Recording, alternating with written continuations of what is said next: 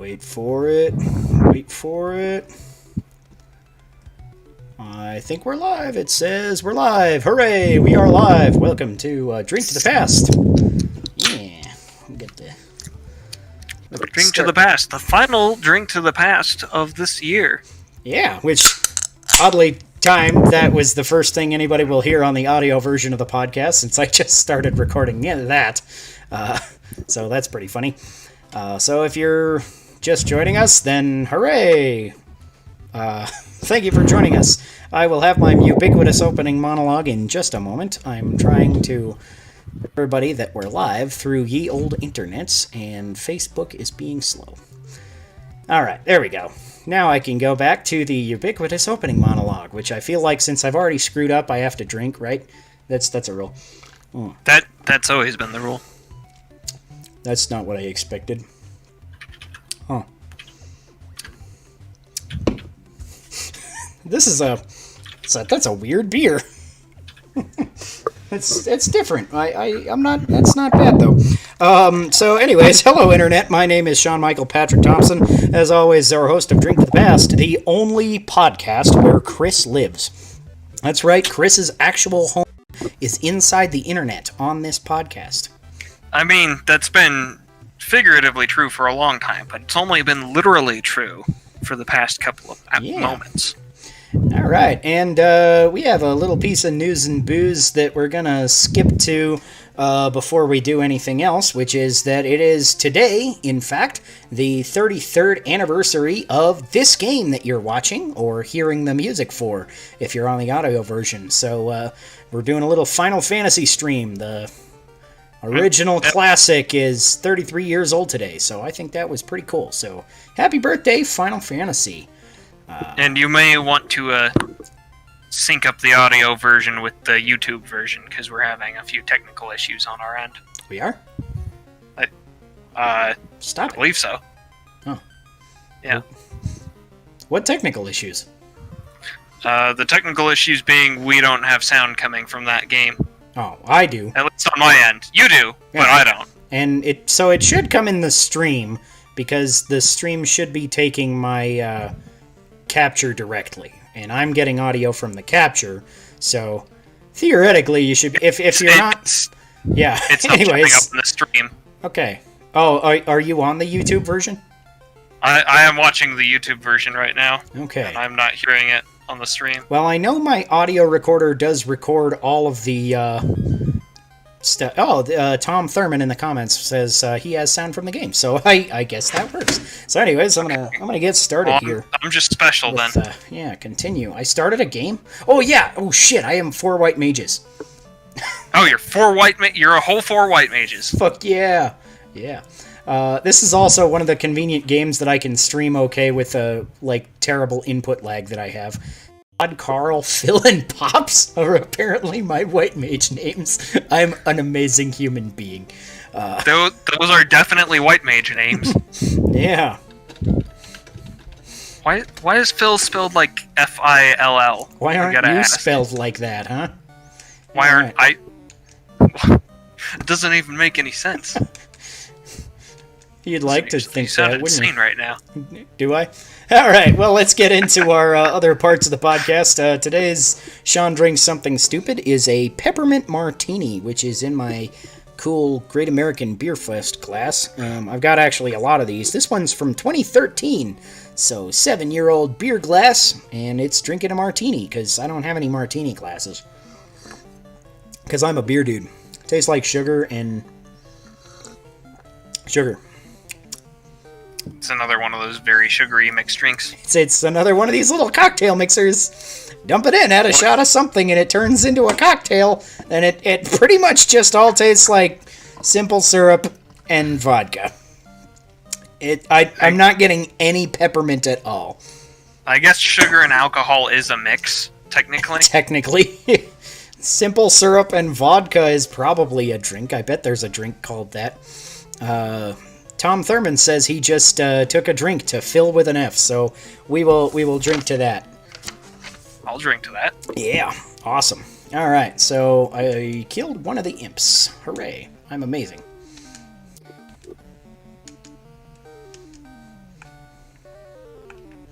It is a little difficult with this input lag, actually. I'm trying to select the target and it's not moving. Terminated! Also, this is before it would auto-redirect damage to another target if your target died. So, that could be awkward. Yeah. Oh well. A feature that was in every subsequent game. Yes. Was it And in Final in all the Fantasy II remakes. in the original? I believe it was. Okay, I haven't believe played it the was. original Final Fantasy II in a long time. Because that didn't come to America, so I was a dirty pirate in the, early days. And that's what happened. Anyways, let's get into the news and booze here. Do you want to read through this while I fight these imps? Or at least Sure. start at the first topic? And because I didn't pre-read through most of these, some of this will be a surprise to me. Suffering backlash from upset fans playing Cyberpunk 2077 on PS4 and Xbox One, CD Projekt Red offers apology and a refund for anyone who bought those versions. Sony refused to give refunds at first, but have now delisted the game and are reportedly accepting refunds, no questions asked. Yeah, so this is an interesting turn of events here. Because I didn't think it was going to be that bad, because you were saying that it would. You're generally having a good time with it, aren't you? I'm less of a fan of the game, but I didn't have that much in the way of technical issues outside of a few hang-ups here and there. Yeah, but you've Nothing got a like decent crashes. gaming PC, don't you? Yeah. So, part of the issue there is that apparently all of their review codes that they sent out were only for PC, and they wouldn't let anybody, they embargoed everybody that had, or I don't even know if they gave anybody a PS4 or anything, because they didn't even give review codes for, the next-gen PS5 and Xbox Series X consoles. They didn't give anything for that. So all of the reviews for it are for the PC version exclusively, and if you're reviewing a PC game, I guess you probably have a pretty good machine, right? So you're not going to obviously run into as many of these issues. So it's a little bit shady how they ended up working that. And yeah, this is just kind of an awkward-ass story. A lot of shady shit happening in CD Projekt Red, I guess. Well, I mean, there were red flags that came up before the game was released. It's just more of that stuff is coming to light now, it seems. Yeah, and people are not pleased. So that's kind of lousy too, because it was kind of billed as a PS4 game, and in their apology statement, it was kind of weird how they stated it. They said, "We are sorry that you're experiencing so many issues on the last gen versions of our game," and I feel like PS4 and Xbox One are still the current gen, right? I mean, to issue an embargo on PS4 and Xbox One versions of this game speaks of maliciousness. Yeah. It's totally unacceptable. Yeah. So I am glad at least that people are getting refunds and shit, but it's why couldn't you have just it's funny too, because so many people are bitching about Halo being delayed a year, and so many people are bitching about this should have been delayed a year, and I'm like, well, which one do you want? You can't bitch about both. I mean, that's not going to stop people from bitching about both, but, That's very much true. Yeah. Shall I move on to the next piece here? Yeah, I suppose the next piece is also related. Cyberpunk 2077 related. So, according to PC Gamer, roughly 8 million pre-orders made Cyberpunk 2077, the biggest game launch in PC history. Holy shit. Yeah. And the game reached 1 million concurrent stream players its first day. Also a record. This reportedly made back a profit after 8 years of development costs plus all advertising costs. Yeah, so single the day game is profitable. single day they turned a profit, so that's pretty cool. Yeah. But at the same time, it's at what cost? So it's a weird thing to look at that, okay, they made up all of their money in one day, so if they theoretically pushed it back even further, they would have probably still been okay, right? Yeah. Well, it's a question of what were their reasons for delaying the game versus not delaying it. Yeah. And in this case, we find out it probably should have been delayed even more. Mm-hmm. At least the console versions. Yeah. Let's see. I've also heard tale that there was a stream-friendly feature that was supposed to block copyrighted music from playing. I thought you were going to say it was going to block the cocks, because that's an issue with streaming this game. Yeah, because you'll see a lot of penis playing this game if you're playing a character with a penis. Yeah, and probably lots of boobies the other way. Yeah, and lots of titties the other way. The only way you don't see penis and titties is to turn off nipples and turn off dicks. Can you do that? Which you can make a character that doesn't have a dick and doesn't have nipples. Okay. So, that, I guess. I guess that's our streaming advice for today, is make your guy have no nipples if you want to not get screwed. This game has a well-known glitch where the dick... Tom says if Phil dies, he's gonna riot, so... I've decided that anytime any of my white mages dies, I have to drink. I'm pretty sure that's just a given, though, right? You just have to fire both of your M16s up in the air. You have those, right? Two of them? Yeah, that's one of the classic Final Fantasy items, man. M16 all the way. That's what I thought. That's how you kill Chaos. He's super weak to gun damage. I believe so. Ooh, I just spoiled the final boss of a 33-year-old game. Am I a dick? Well, if you don't... I mean, the game is not only old enough to drink, he's old enough to be suffering male pattern baldness. From the official Twitter for SNK, a brand new console is coming from SNK in 2021. Cool. Yeah, a system to bridge the needs between passionate fans and console gaming enthusiasts. So, what was the last thing that SNK came out with? The Neo Geo? I think so. I'm not sure. So, as far as I know, it was. Maybe it's gonna be like, there's some speculation it's gonna be like a Neo Geo Mini or something. I love this line here, by the way. I, Garland, will knock you all down. What a taunt. What a taunt, Garland. I'm gonna kick your ass, maybe. I might die here. If I die, then I will drink some more. Alright, magic. Oh, shit. Yeah, you just can't let Phil die. Yep. It's okay. Gotta understand. I'm gonna heal Pops here. Let's see. Maybe I should have healed Pops before I got in. Yeah. I wonder what other magic I have on my guys.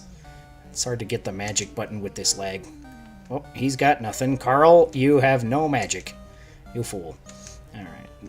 Does Phil have any magic? Drink, not drink. Magic, damn it. Okay, fog?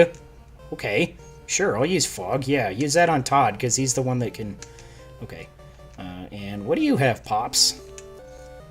Cure. Okay, so he's got Cure too. Okay, so let's wait a sec. Let's just get some damage out there.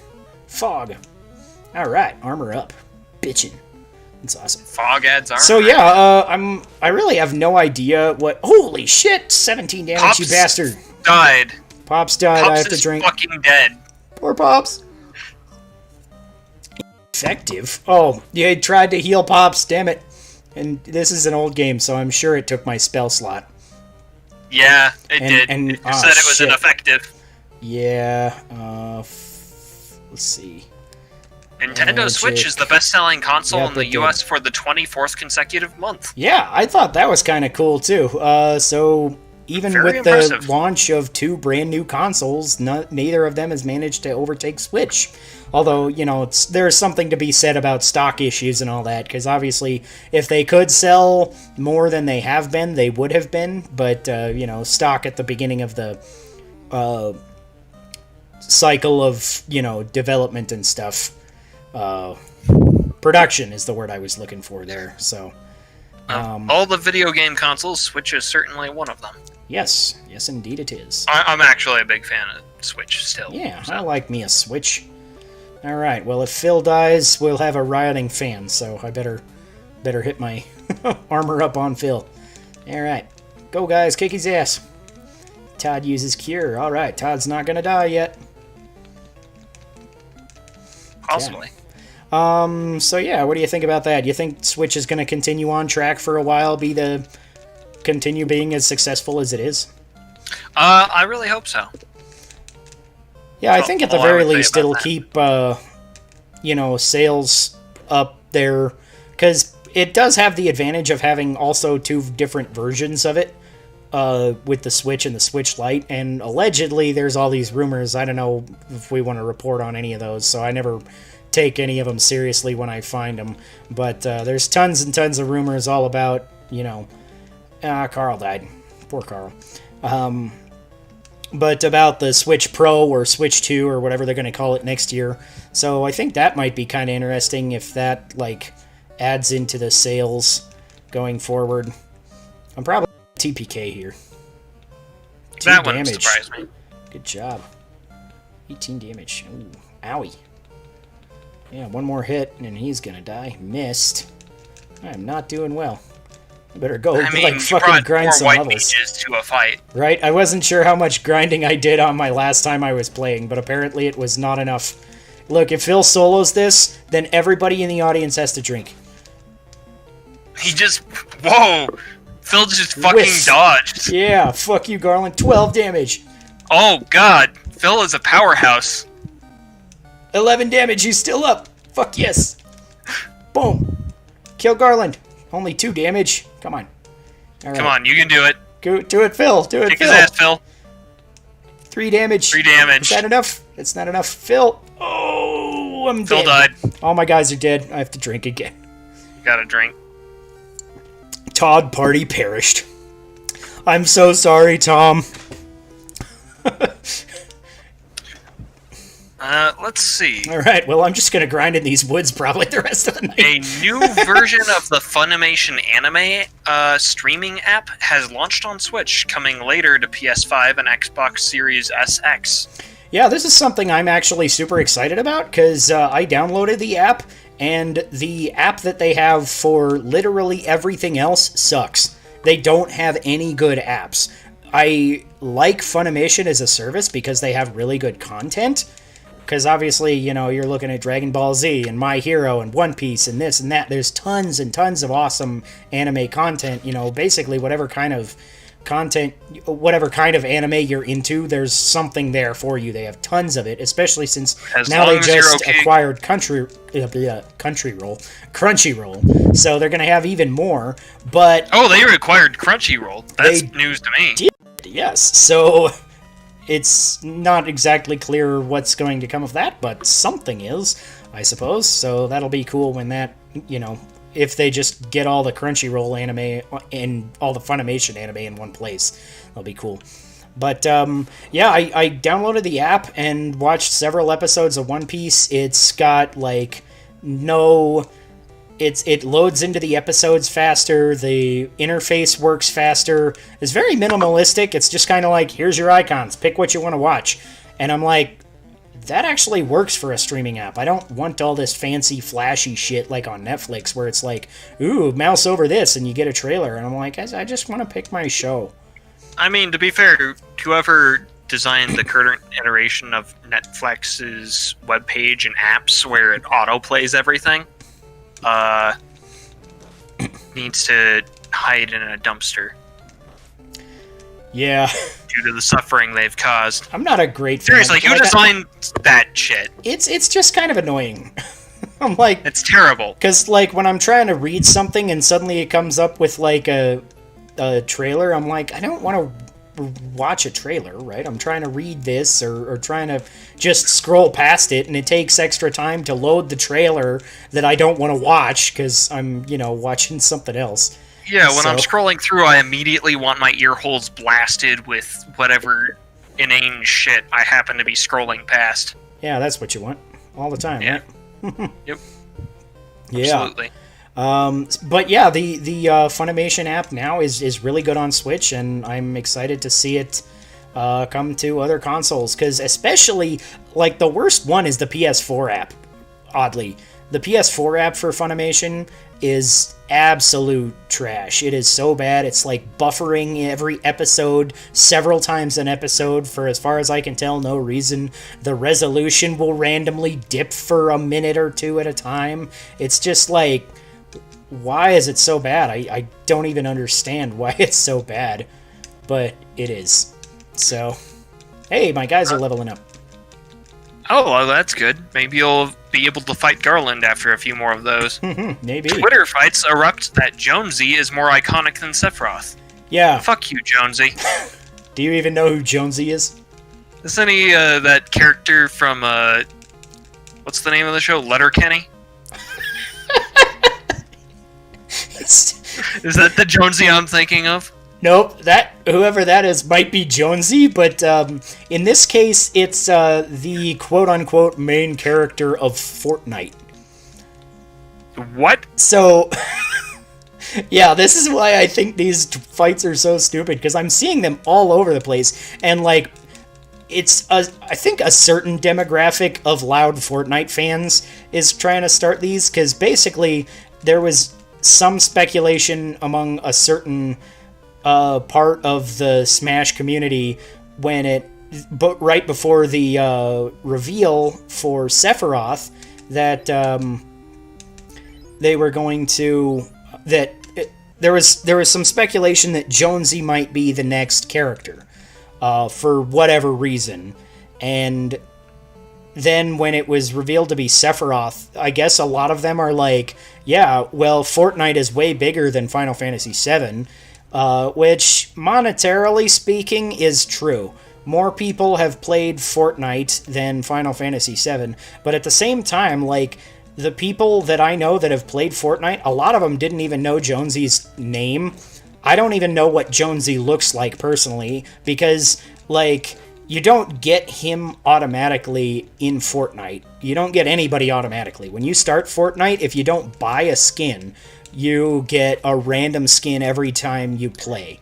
So, it's not even like the Minecraft Steve thing where it's like the default player character skin. Yeah, no, he's not even a default player skin. I guess in the story mode he's got some part, and maybe you get him as the default in the story mode, but from what it sounds like, the story mode also has nothing to do with a story and the characters. And you know what? All of them are non-characters, right? They're just guys that are shooting stuff.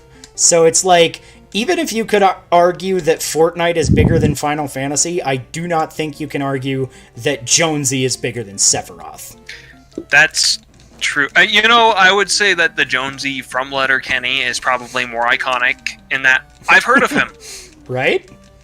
Yeah, you never see his face, and he always insults your mom. I keep asking people, like, who's more iconic, Jonesy or Sephiroth? And people are like, you're the first person that even gave me an answer other than, who's Jonesy?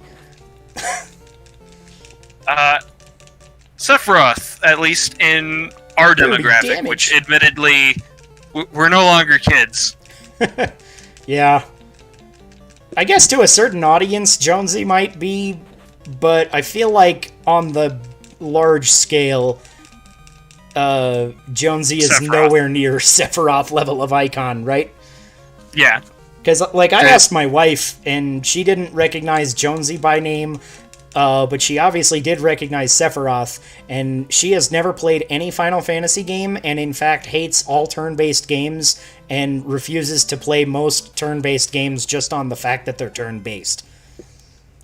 So, depending on the demographic you're in, it's still probably Sephiroth. Yeah. Sephiroth releases December 22nd, but you can play him now if you clear a special Sephiroth boss fight in the game.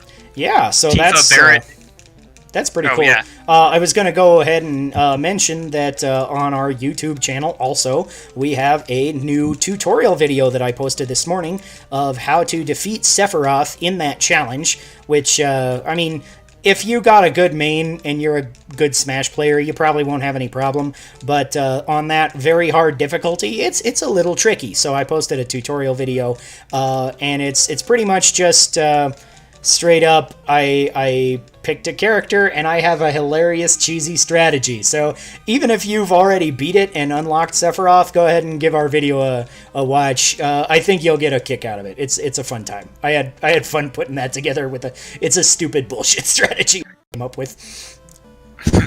I'm gonna have to watch that later because I might need that help. I'm not sure. Yeah. Tifa, Barrett, Aerith, and Geno. Geno. costume. Geno. Yeah, Geno is one of the characters from Super Mario RPG. Oh, yeah. I guess people had been begging for that. They kind of wanted that forever. Yeah, he was a Mii Fighter costume in Smash 4, I think. Yeah, for Wii U.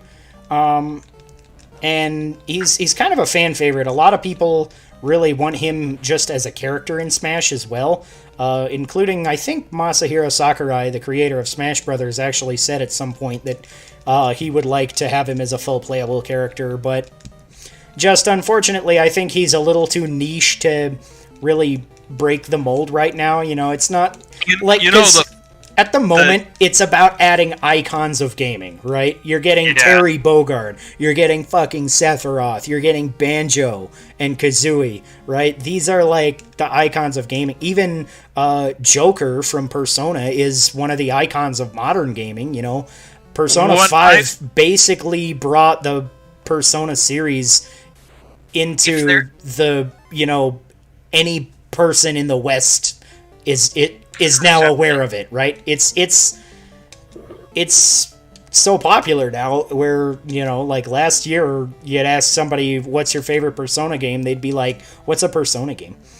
Which is funny because the Persona game I remember best is Persona 3, which was the game where you shot yourself in the head to summon demons. Neat. And that was like the mechanic. That came out on Steam the other day, and now suddenly I'm like, do I need to go buy that on Steam? Ooh, I should go pick that up on Steam. Yeah. But yeah, I'm sure all 40 of the people who are clamoring for the Geno edition are going to be really happy. Yeah. I'm sure you're going to get roasted for not even saying Geno properly. Oh, yeah, sure. I'm being a major dick about this. Right. So yeah, they're coming out the same day as Sephiroth. Mm-hmm. Let's see. There is a new D&D movie in the works, and it's going to be starring Chris Pine. Yeah, that's pretty much all the info we have on it right now.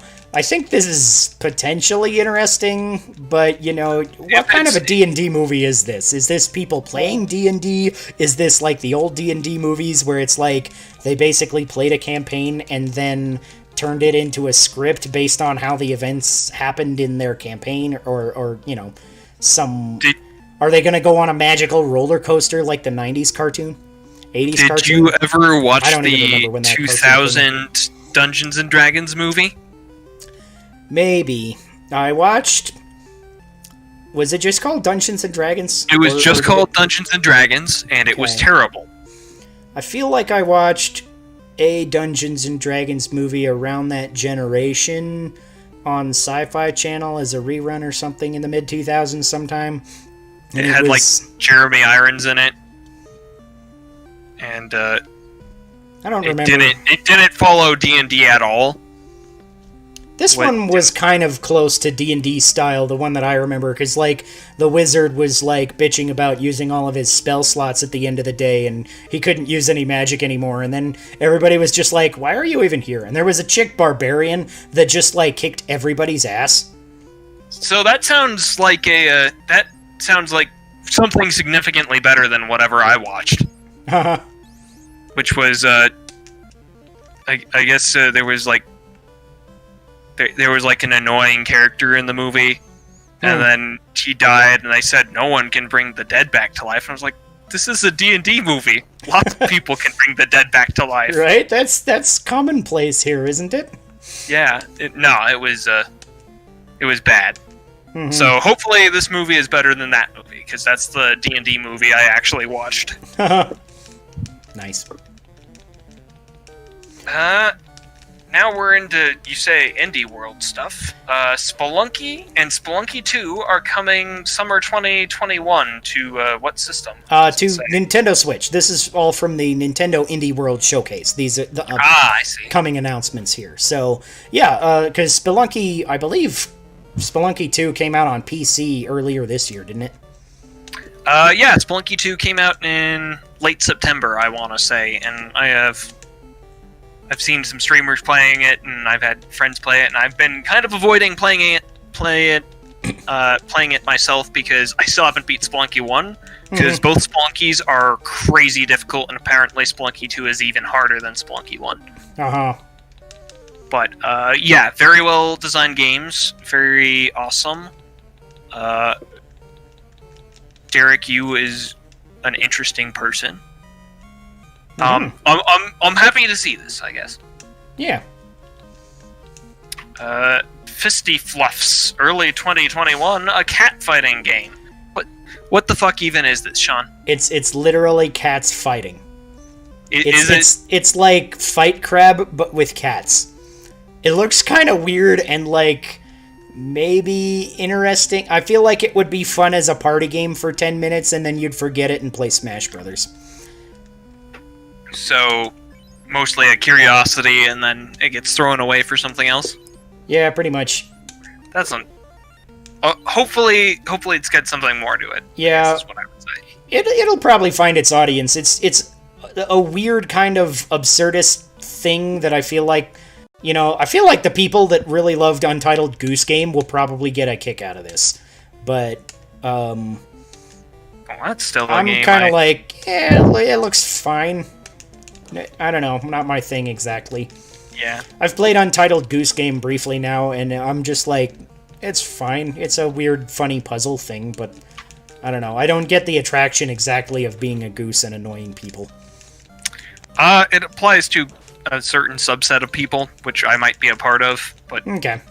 If you're not in that certain subset, I can understand why someone would look at it and be like, what's the appeal here?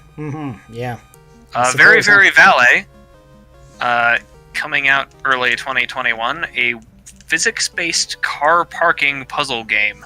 Yeah, this looks kind of like Good Job, or somebody was referring to it as like Overcooked, but for parking a car. Oh, I would love... that makes it sound... So it's got co-op in it? I don't know if it has co-op in it. I think it does, yeah, but like you have to get like the car into the right space and stuff, and you're not supposed to bump into as much stuff as you can, but it's got this weird car physics system. So it looks kind of fun. I'm not sure I'll be totally sold on it. It doesn't look quite as wacky as like Good Job, but it looks neat. Okay. Tunch. Hand-drawn it's pronounced Tunche. Tunche? Yeah. So this is actually kind of cool. They actually had a little spot from the Brazilian, I think Brazilian, maybe Chilean, somewhere in South America was where the developers were from.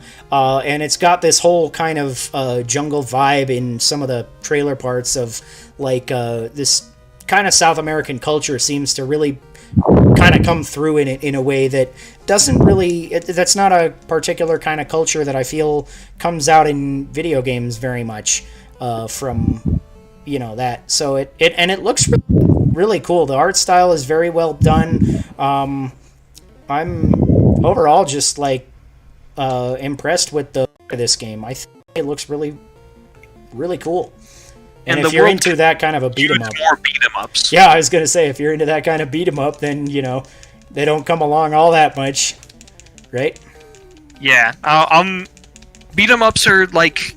They almost feel like they're a love letter to a bygone era, except for I could play beat 'em ups all day. If you introduce a new beat 'em up, I'm probably gonna enjoy that beat 'em up. Cyber Shadow coming out January 26th. Yacht Club's Cyberpunk Ninja Gaiden can use Shovel Knight amiibos on it. Yeah, and it's also coming to Game Pass Day 1. So I didn't know Yacht Club was making another game. Yeah. So it's it looks very Ninja Gaiden inspired, but in this kind of cyberpunk setting. So it actually looks really cool. I'm excited to check this out because it comes early January. I don't remember if I put in the notes there when it comes out, but I think it's early January that it comes out, and it's coming to Game Pass day one is an unrelated note that I happened to notice, which is kind of a talking point that I kind of wanted to bring up also, because this happened to, what was that game? Spiritfarer, where I was, like, looking at it in the Nintendo Direct, and I was like, that looks kind of neat, but I'm not sure I want to buy it, right away. I don't know that much about it. It looks, like, interesting, but not exactly the kind of game that I usually play, so do I want to, risk my $20 or whatever? But then it came out on Game Pass also, so I'm like, okay, I'm not really risking anything by just checking it out on Game Pass. But at the same time, I wonder if that is really as economical for the developers. And I'm like, I kind of want to support these indie developers, and I don't know that playing their games on Game Pass is going to do as much for them as actually, like, buying their games. I'm almost certain it won't. And I've heard nothing but good things about Spiritfarer. Granted, I haven't heard too much, but all the things I have heard about it have been good. I was pretty much right in my assessment that I was like, this looks neat. It's very interesting, very unique style of game, but it's kind of, some of the side content feels like almost necessary, but also kind of like busy work to me. So if... And a lot of people get a certain kind of a zen from it. Kind of like just get into that sort of they get into a method of every time you're back on the ship, you do your gardening and your baking and this and that. And it's neat. I think the mechanics are well implemented, but those particular mechanics are just what kind of like for me was just like, I'm not that worried about it anymore.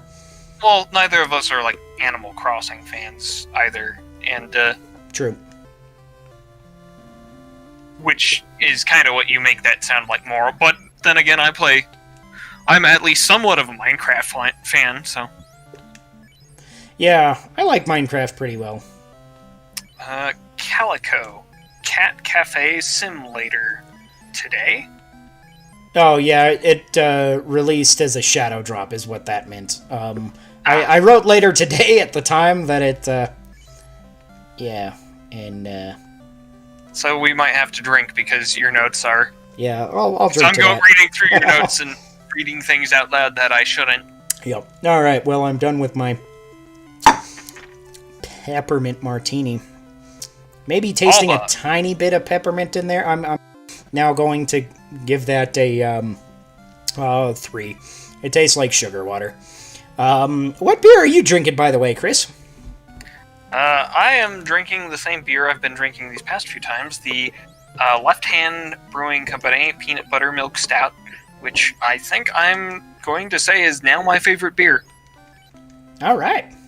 Awesome. You gonna up that 16 to a 17 then? I'll leave it at 16 because I'm like, no, I'll up it to 17 because you're already removing the perfect score, which is the 18. Yeah, right. From our... Which I think I've had one beer that I gave an 18 once, right? So it's like, yeah, it's a little loosey-goosey if we need to be.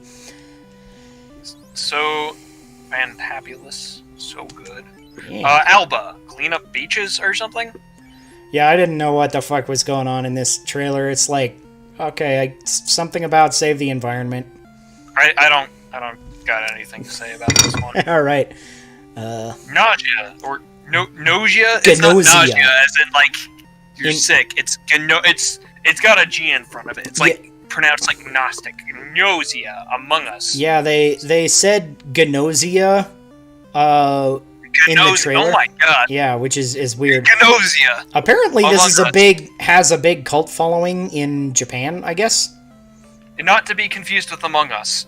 Gnosia Among Us. Yeah. which is different from Among Us. Yeah, well, it's not Among Us. Among Us is the description I'm giving it. It's sort of like Among Us, except with role-playing with NPCs rather than, each other, in a sort of a visual novel style. It's kind of like you're talking to each other, trying to figure out some kind of mystery thing, so is why I kind of related it to Among Us.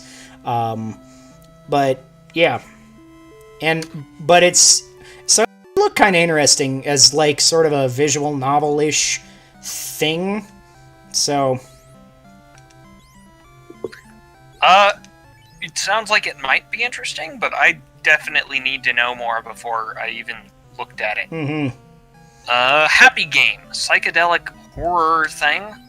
Okay, this one immediately piques my interest. I'm gonna have to look this up. Which one? Oh, Happy Game. Yeah, this is interesting because it's all like happy imagery distorted to be creepy as shit. So it looks interesting. It's I think you might get a kick out of that. It definitely looks interesting. Mm-hmm. I might have to pick this up just because. Oh yeah, that's pretty horrifying looking. I'm looking at the trailer right now. I'm like, nice. Yeah, the art's. I'm kind of sold on like the creepy, saccharine art style here. Mm-hmm.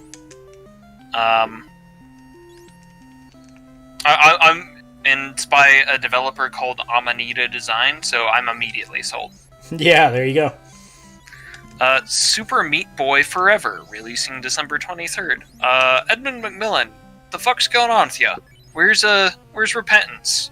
And also, where's Mugenics? You got me, man.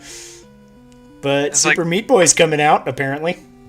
When can I selectively breed my cats and also play yet another expansion to Binding of Isaac? But so is this just a re-release of Super Meat Boy, or is this like a whole new game? I thought it was a whole new game, but I didn't play the original, so I really couldn't tell you from just watching the trailer. I'm not totally sure. I thought it was a new game, but I don't know. Well, I guess I revert to my original question. Edmund McMillan. What the fuck, man? Mm-hmm. Where's your other games? Right? Then again, I don't know. Yeah, I'm a big fan of some of those games, at least. I didn't play the Super Meat Boy, so maybe I'm just being very selective here. Right. Very insistent on what I want. Mm-hmm.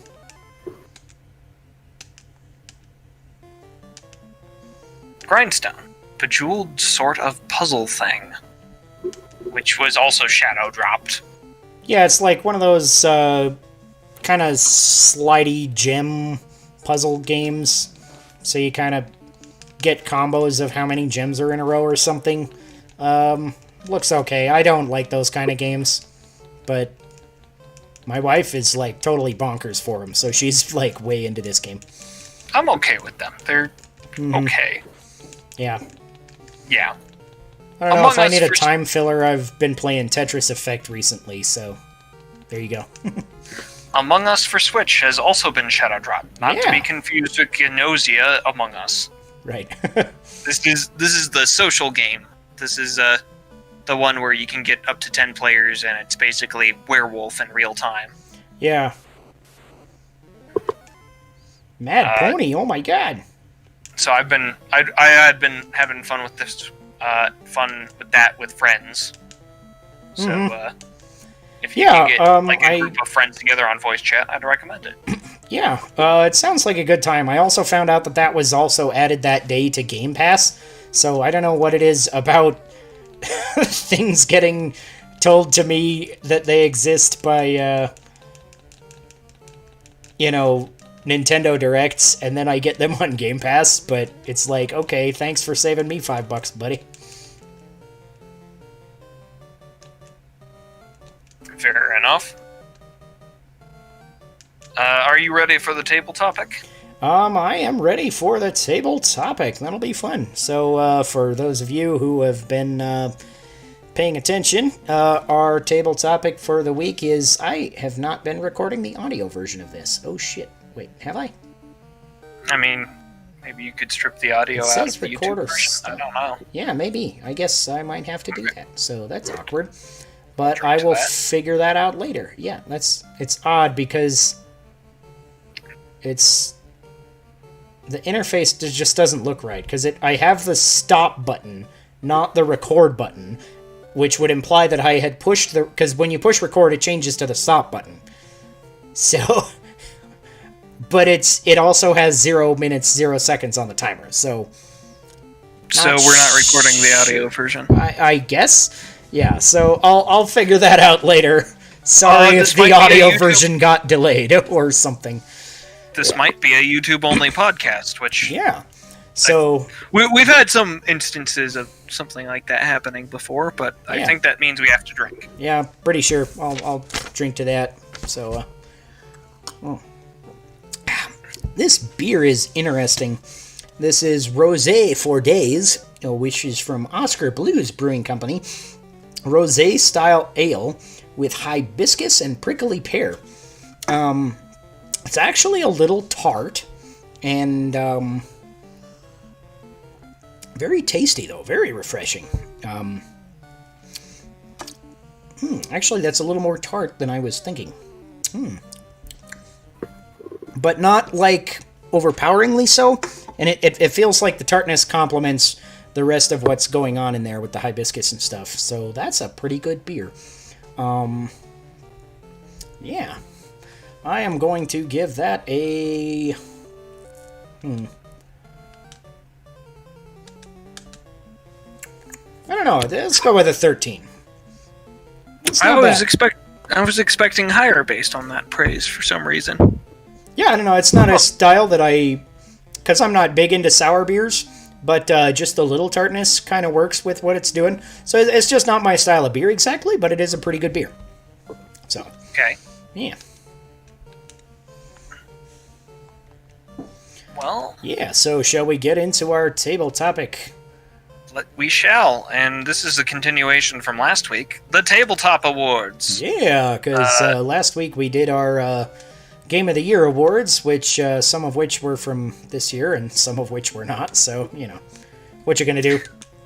These are our best games of 2020, which don't have to have come out in 2020. In fact, they don't have to have come out, in the last 30 years. Anytime recently. Yeah, we decided just to do a general tabletop award thing, because, there's tons of tabletops, and we figured we'd just give out some shout-outs to some of our favorite ones. So, we shall see which tabletops we both picked. I think we have some pretty different ideas behind what we wanted to showcase this time around. Yeah, so I figured I'd, kind of look for something that was a little different from you most of the time, although I also haven't played a lot of the things that you suggested, because you just play a lot more different systems or look through a lot more books than I do about it, so... yeah, and well, that also means we get to say different stuff about why we feel the way we feel about certain things and why they got the award. So, yeah. Best customization. Would you like to go first, or shall I? I could. So I chose the hero system, which is generally a superhero-based system. That's why it's called hero system, obviously. But it's customizable enough that basically you can create any kind of character you want, and it also goes out of its ways to have rules for literally every different weird thing you could possibly want to come up with, or even do. It's got tables to figure out, how much your role is changed from throwing a item that's not meant to be thrown, that's too big to be thrown, from prone and from sitting and from kneeling and from and it's just so detailed that it's literally it's absurd. There's no reason for this much detail, but it kind of works out. So, it's, what I will say is it's very cumbersome on the GM, especially if they, like, are the kind of GM that, like, really likes to create every little aspect of every little character and go into in-depth customization of all of their enemies, all of their NPCs, and all that. It can be very, very cumbersome because it's kind of ridiculously complex. I found a cabin in this treasure chest. How do you fit a fucking cabin in a treasure chest? Magic. Apparently. You have anything more to say on, Nothing specific. You've also played some hero system, and you've got your suggestion as well, so... Yeah, so my suggestion, rather than going with the game I felt let you create any character you wanted, which is more games than I can count on any hand, yeah, I went with one of the games I felt best lets you create a character of a broad variety of types that also fits into the system's expectations as best fits rubber meets the road kind of deal. So right. I went with Godbound, which is a Sign No Mind game that's kind of D&D based, where you play, and I think I featured this on Chris Brings a Thing back when we could meet in person. Yeah, I do think you did.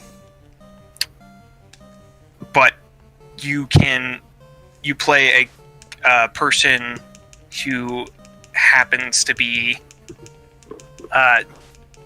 bound to words of creation, and those words of creation can be very broad things like fire or like artifice or like engineering or madness or stuff like that.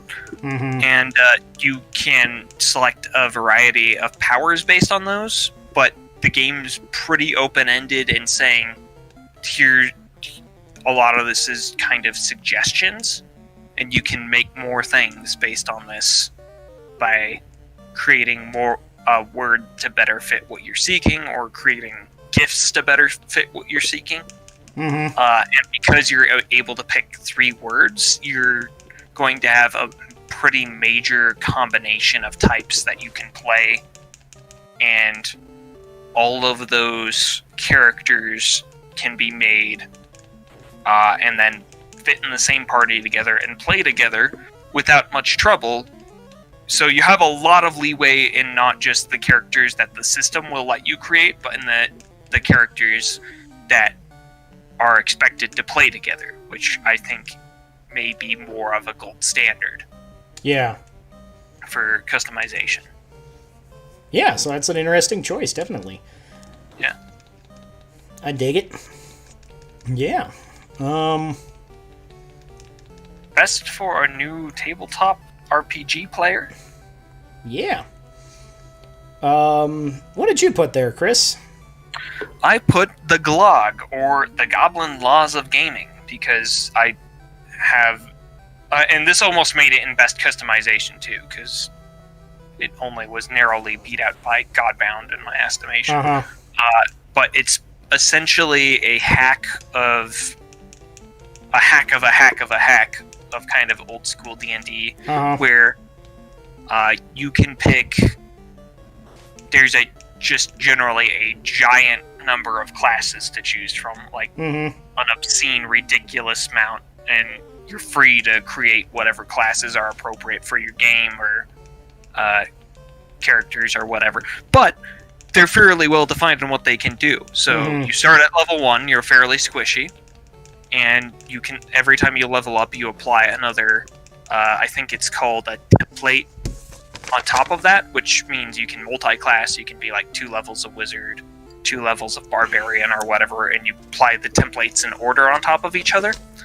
And once you hit level 4, you're a full-fledged adventurer, and any gains you get from leveling up further to like level 5 or level 6 or whatever are pretty marginal.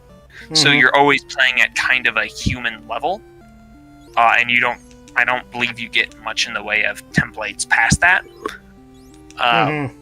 But it makes it so that you have kind of lightning fast progression from like just starting out to like full-fledged adventurer hero status. Mm-hmm.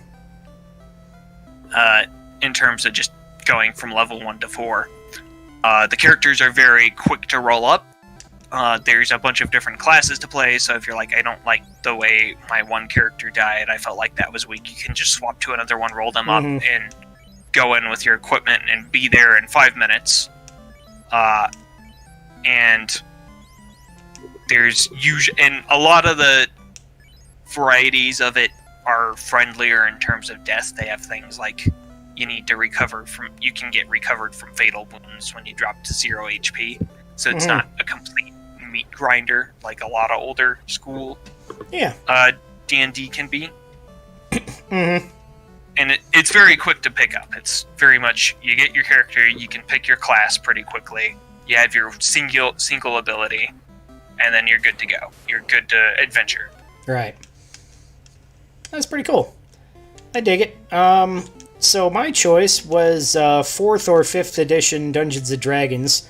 Because I wasn't sure whether or not I wanted to go with 4th or 5th, because I felt like they've both got different advantages to new RPG players, because obviously 4th edition is a little bit just different. A lot of people say it's like a good system, but it's not D&D, is kind of how people look at it. So one of the things I like about 5th edition is that you like getting into that will kind of be a springboard into obviously D&D being the most popular RPG series.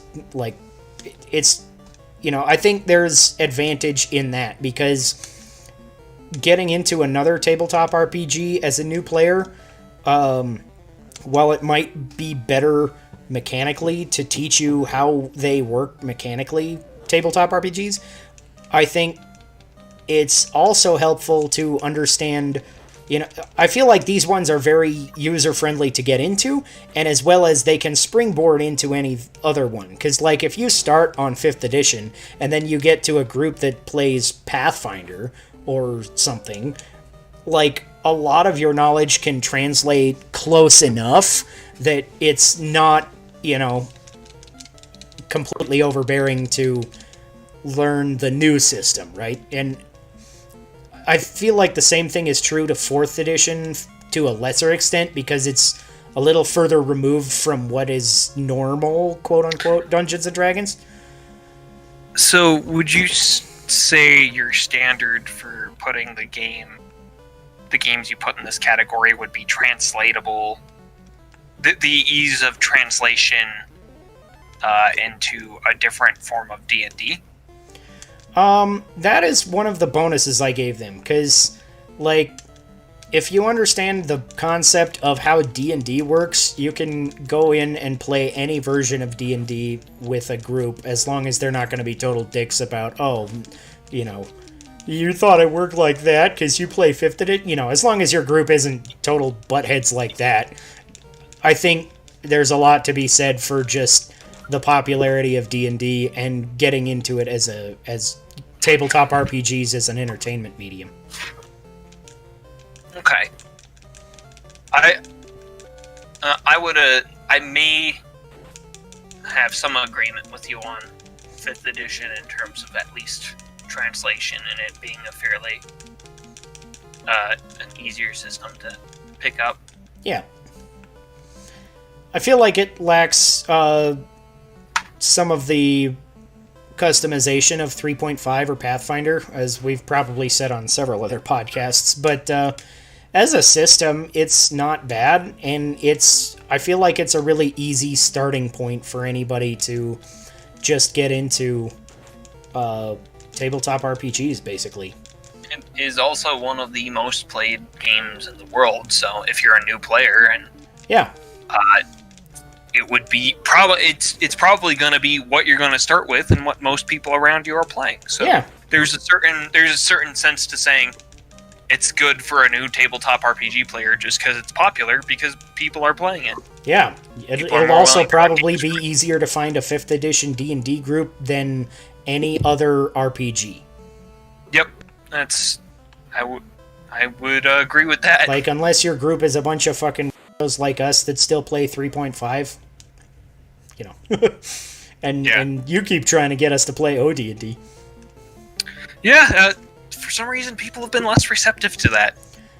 Yeah, which is weird, because, like, most weeks I'm like, yeah, whatever, I don't mind. Because, like, lately I've just been like, a lot of times I'm the default DM, and I don't mind that, but every now and then I'm just like, yeah, whatever, I'll play, you know, whatever people decide. And then they're like, no, you DM, we don't want to do OD&D. It does help that our Saturday group is very much a 3.5 Pathfinder group. That's what most of the people there are familiar with. Yeah. We got one 5th edition guy and one OD&D guy, and then you guys, both of you, come in together and meet in the middle for 3.5, right?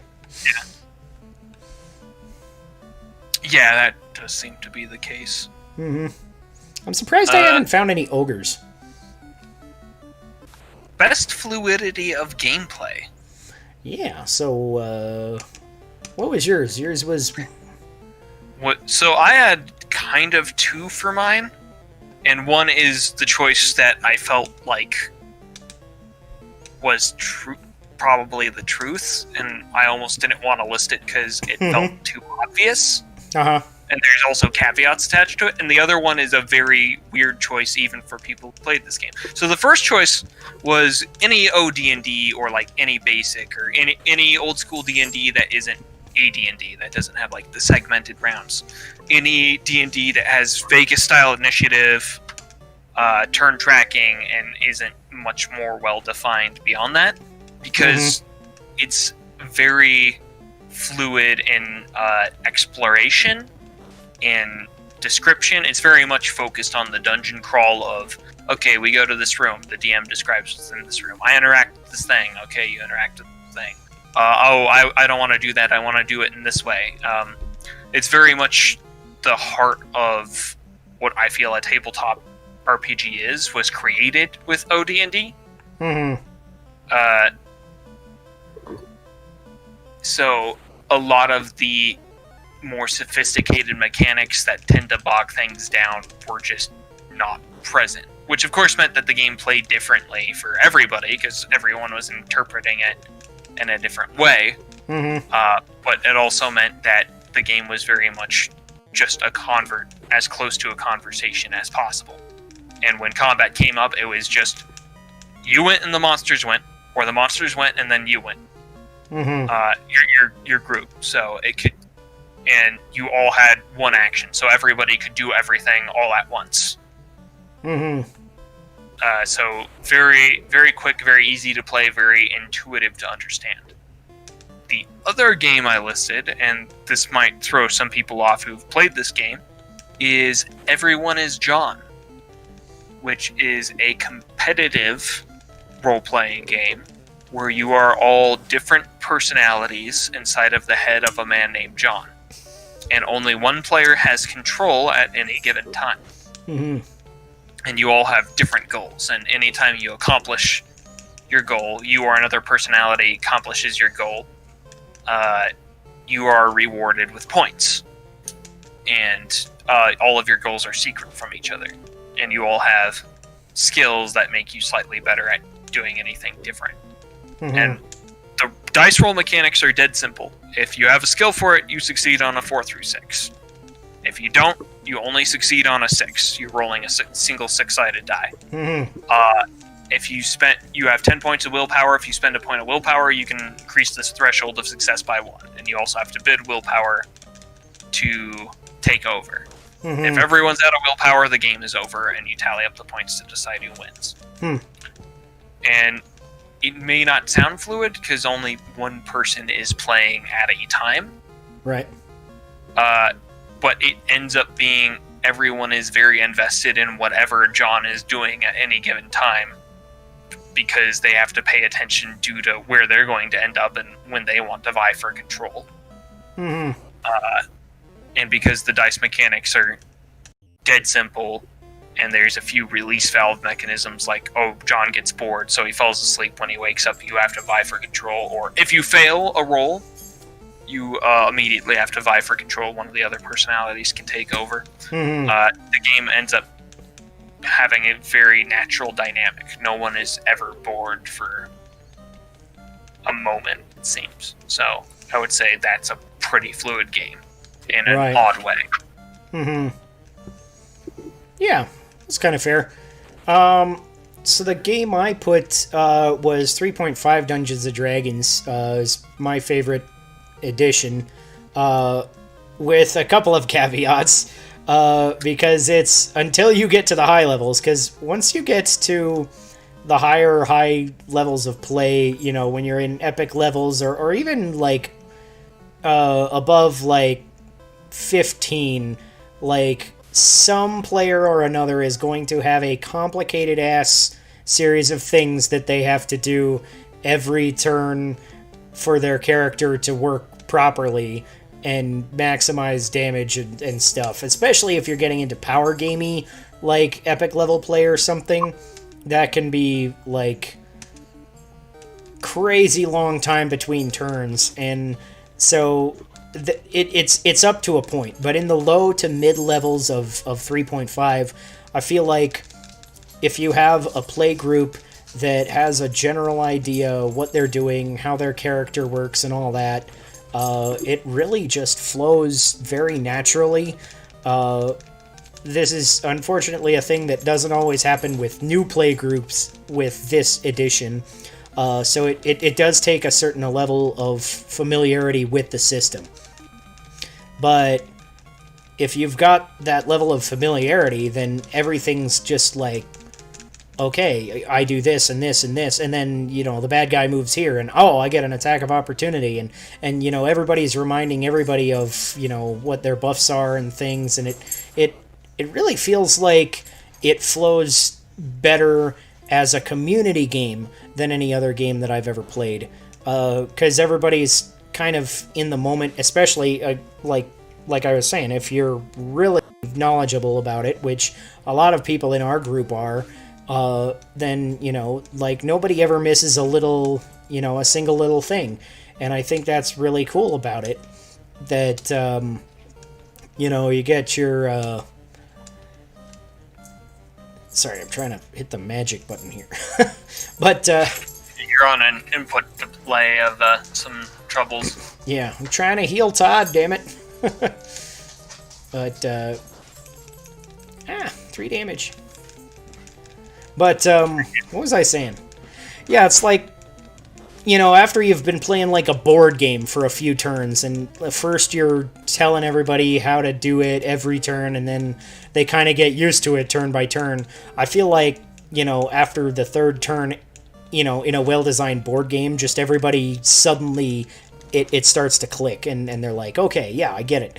And when you have that click in 3.5, I feel like it just flows even more naturally because everybody's working together for, you know, the end goal.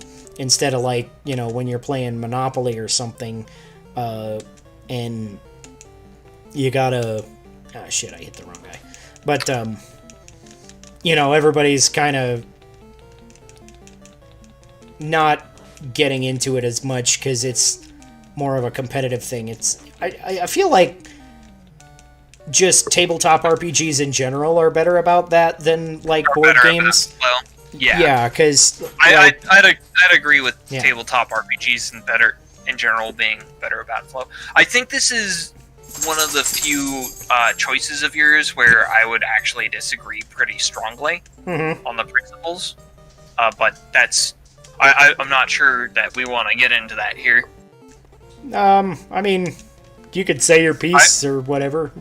I would say that the reason low-level 3.5 or Pathfinder flows well with the group we play with is because the vast majority of the people that we play with these days are intimately familiar with how 3.5 works and how our character builds work.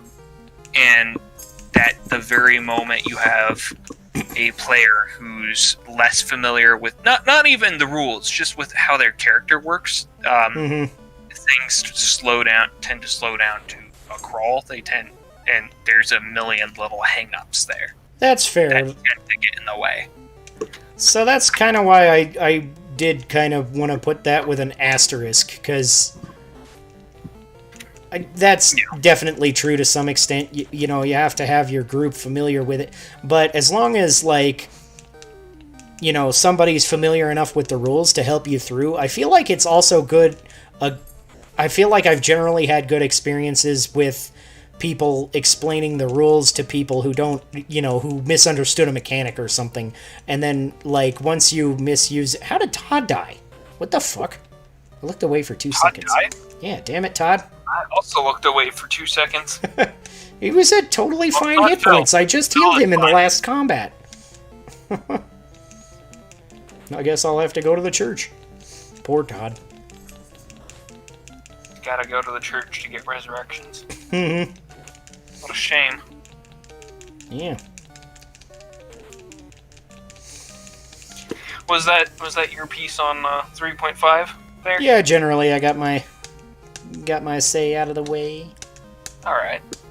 Best tabletop based off some other thing.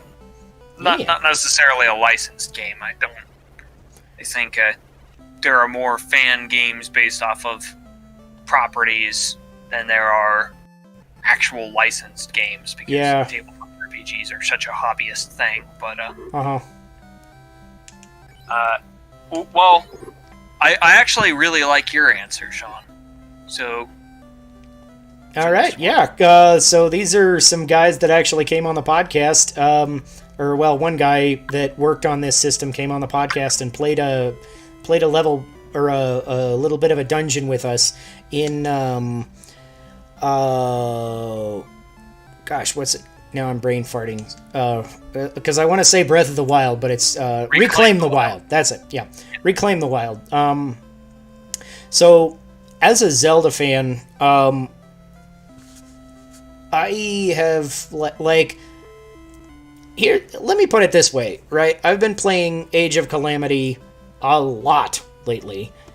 In the last 3 weeks, I've played about 70 hours since it released. So that's a pretty good chunk of my time that I've been playing with this. And I feel like Reclaim the Wild embodies the Zelda series better than Age of Calamity, which was literally worked on by Nintendo. That is the praise that I will give these guys. Every little thing just feels Zelda-ish, you know? And in addition to that, it's even if you were to strip away all of the Zelda things and rename them something else that wasn't Zelda-related, it would still be a really, really fun RPG as well. And with a ton of unique mechanics, because a lot of the combat is kind of based around reacting to things. Like, if you go back and listen to our episode where we had Elemental Knight on, is one of the developers of this RPG. By the way, Elemental Knight, if you're listening, I would love to finish up that game. I'm aware it's been over a year, but yeah, I always keep meaning to message him, but I message several people kind of regularly, and he's got a different schedule that we had to kind of finagle it to get him on the first time, I remember. But definitely, if you're still interested, then yeah, we'd love to get some. I want to get some more actual play on the podcast, anyways. Because I think that's a fun thing to do on the podcast. But anyways, point of the story. The way the system works really has to do with these reaction kind of mechanics. So, like my character was a sword and board Garuda warrior with a little bit of magic here and there. So on my turn, a lot of times I'd use a magic spell or something. And then when I was attacked, I could block one attack, I could parry another attack, and depending on the situation, other mechanics came in here and there because of my gear, and it's so cool that like your gear really impacts the way the system runs, because most of the time it's like gear in tabletop RPGs just gives you a static buff. You have a shield, it gives you a +2 armor class, or whatever, +2 defense depending on the system. Whatever, however you're going to talk about that, that's what it does.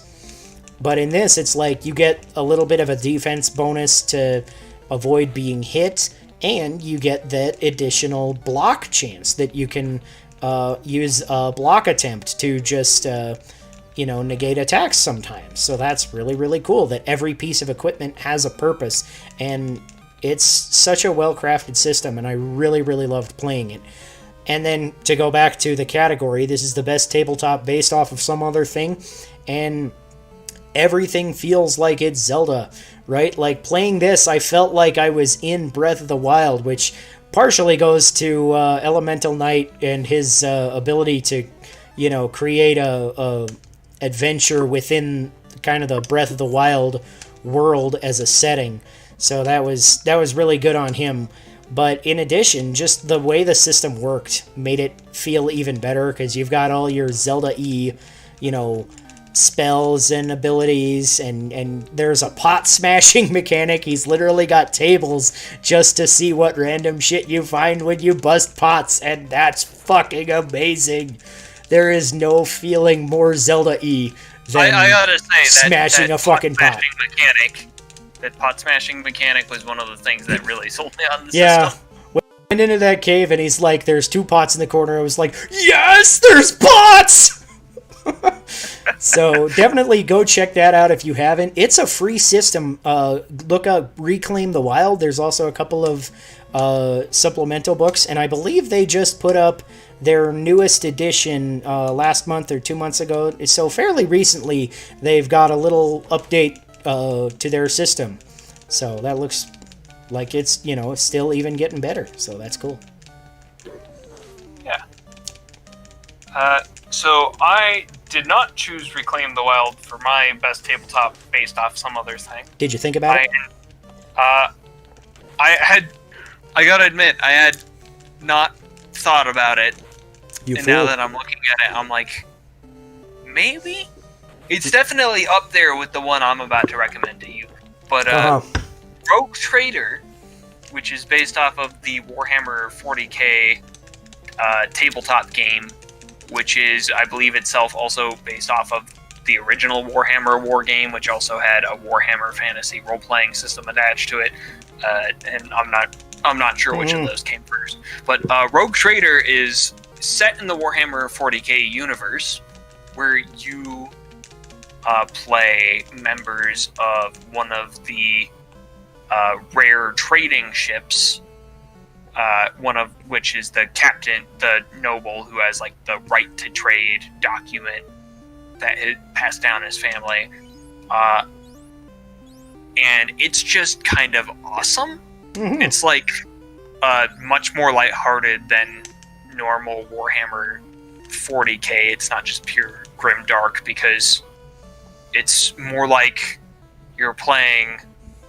It's more like you're Han Solo than it is you're playing grim dark warriors fighting in the grim dark future. You're just there to make a profit and have adventures while making a profit. So it's kind of got like the space pirates thing going on. Yes.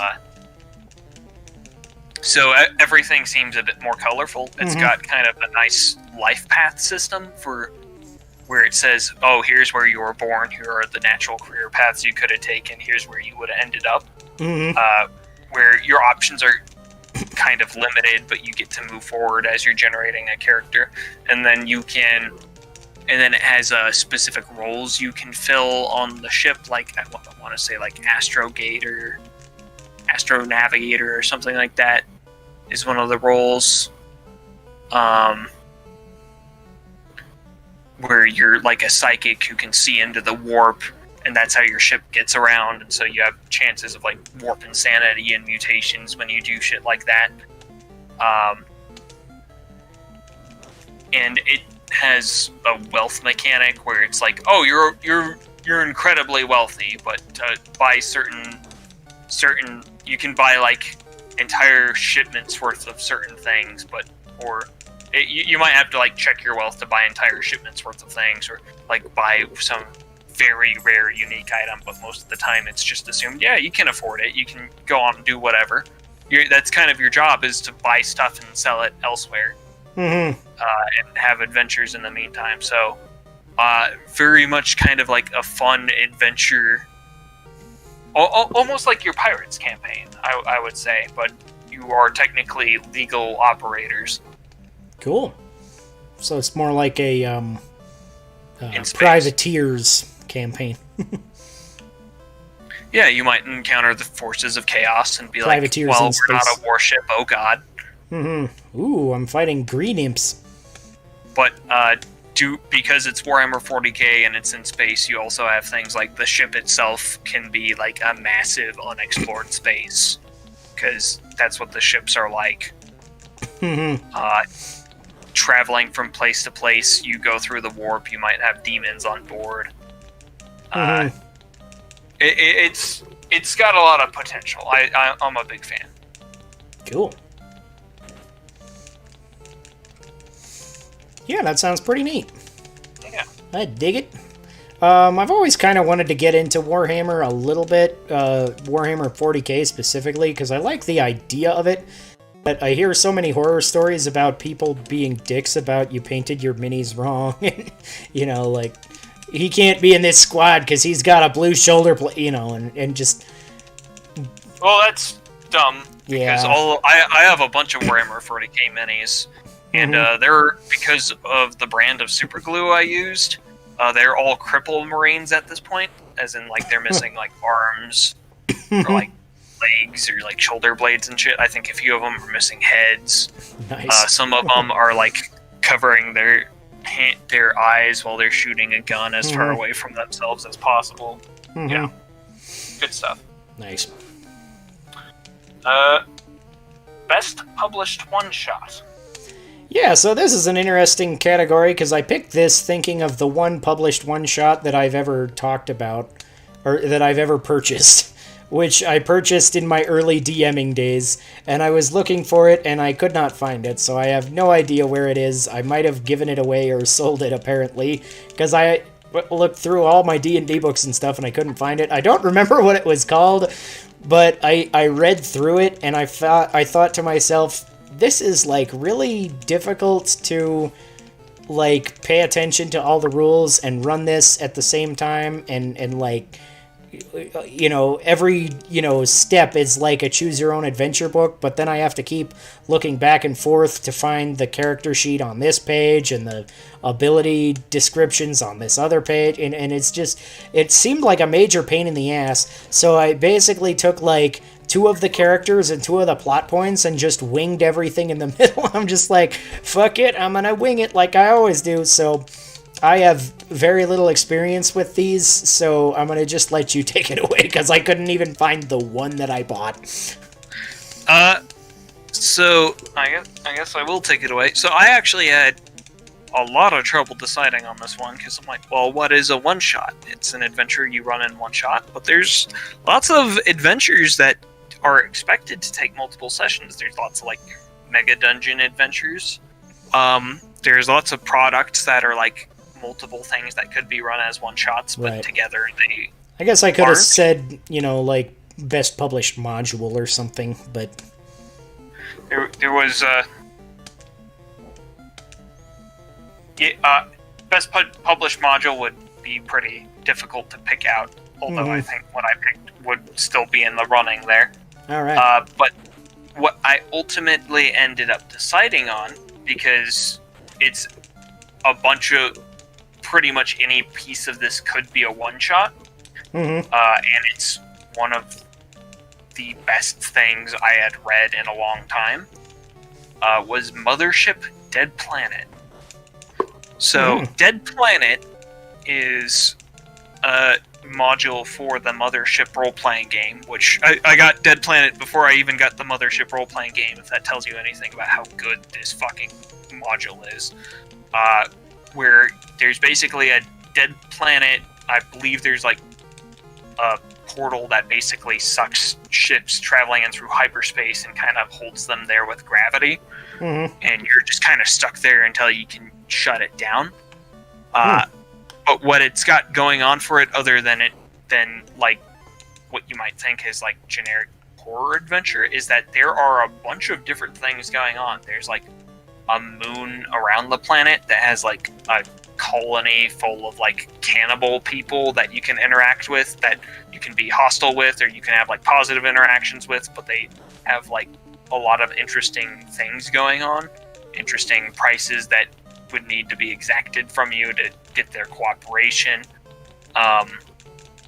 There's a whole bunch of dead ships in orbit around the planet, which you can just spend lots of time exploring, that are just like derelict. You can breach them, you can explore them, you can try and raid them for cash and credits and try to avoid any horrible things on them.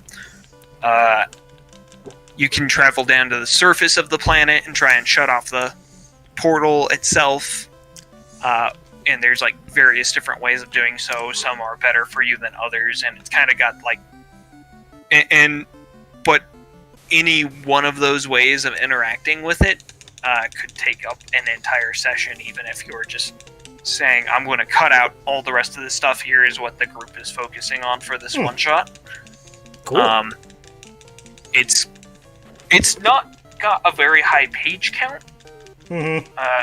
Let me see if I can find the page count right here. Mm-hmm.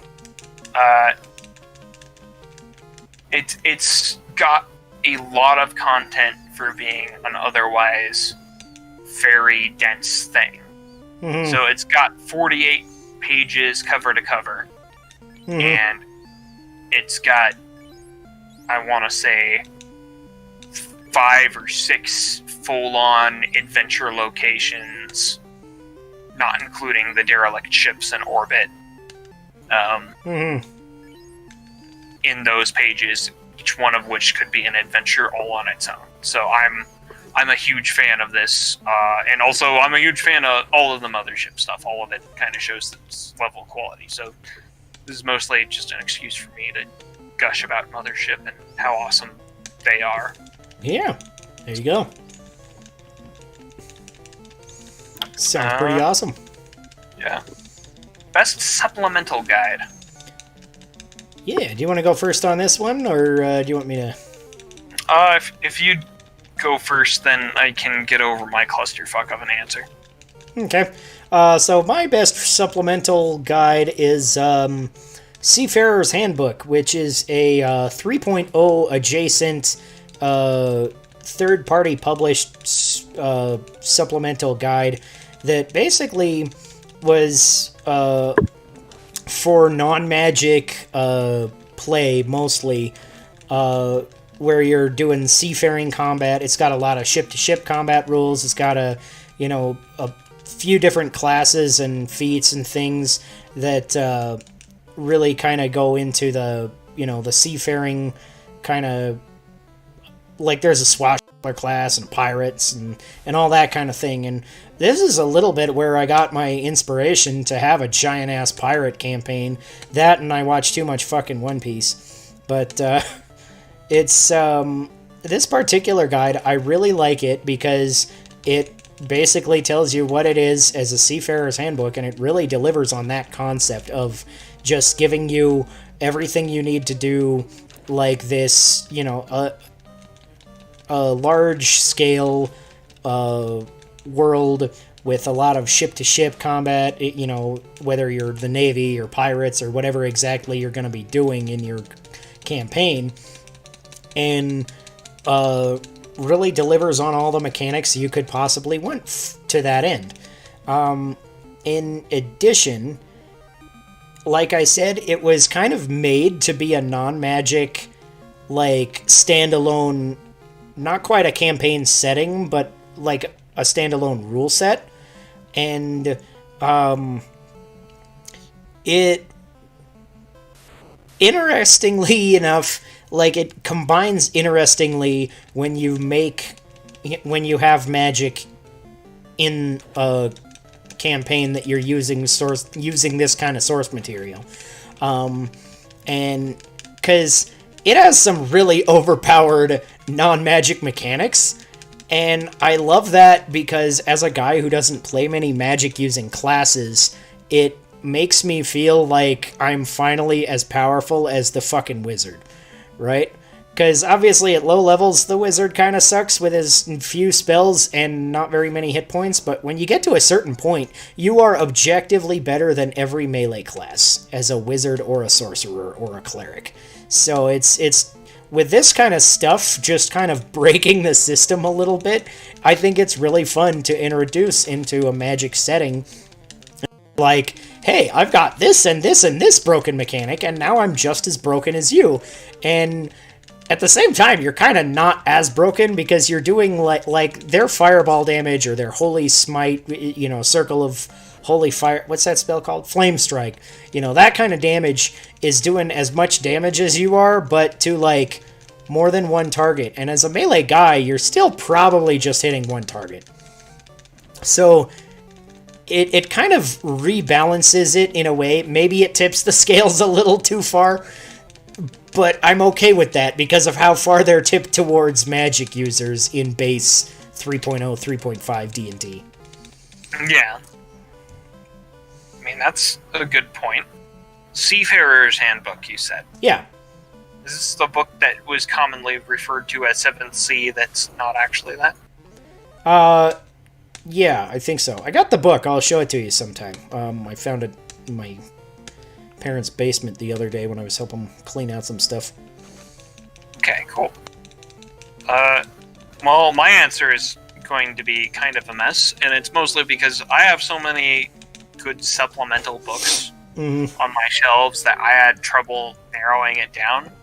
And even narrowing it down to these 3, I always have like hang-ups about, ooh, maybe this one would have been best. But the 3 I generally feel most positive about are the Tome of Adventure Design, Carcosa, and the Dark of Hot Springs Island.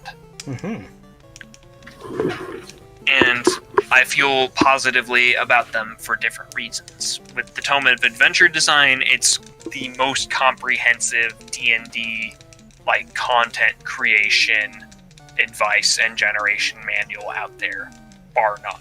Nice.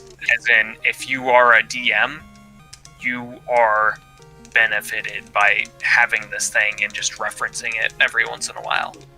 It is so powerful of a tool for just, you can just read through it and just let your mind fill with ideas, or you can use it and you'd be like, oh, fuck it, I'll generate a random monster here, roll these dice. Okay, this new creature exists that didn't exist before, and it's unique and totally like D&D, but it's awesome in every way. Or like, I need like a plot of the villain of the day, or I need to create a dungeon, or I want to do some other kind of adventure. It has help for all of that. It's incredible. Matt Finch is an incredible writer. It's probably one of the most highly recommended things I could come out with.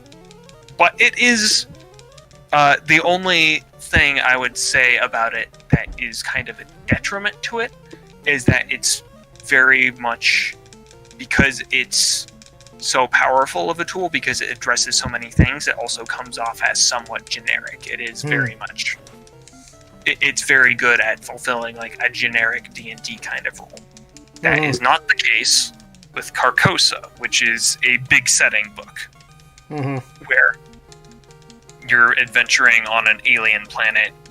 All of the people there are humans with different colored skin and like Crayola colored skin. Like red people are like bright red skin, or like blue people are like bright blue skin, or like skeleton people who just have transparent skin, so they look like skeletons. And they're all like very primitive on this alien world. They're kind of they're almost in the Stone Age, I would say. But the book just says that's how I present it. It's not how you have to present it. And there's a lot of like sci-fi technological devices you can find that can be randomly generated. There's like robot generation and Lovecraftian gods, like actual Lovecraftian gods, and like their spawn wandering around. Cool. And you can, and a bunch of interesting places like the city of Carcosa, or like the radioactive wastes, or like these jungles that are full of like laser Tyrannosaurus Rex, or whatever the fuck that is. Carcosa is a book that gets across a vision of a very strange place with very little detail. And despite the reputation of the publishing company, which is mixed, it's still worth the pickup. And the last thing I have on this list is The Dark of Hot Springs Island, which is a smaller setting book because it's not just a setting. It's more of a micro setting in that it could be an adventure on its own and as part of a larger setting. And in fact, I'm currently using it as that right now in a campaign I'm currently running, where you go to an island that's filled with treasure and monsters and all sorts of political shenanigans and a whole bunch of things going on the island. And it's set up as a sandbox that when the players interact with things, they tend to knock over other things. And it tends to create a cascading situation such that when the player group finds things, it tends to ignite conflict. And it makes the situation change as the players continue to interact with it in an organic way. And it does so in a very terse sense. Absolutely one of my favorite kind of adventure modules / settings. Cool. And that's what I had to narrow it down to, those three. So nice.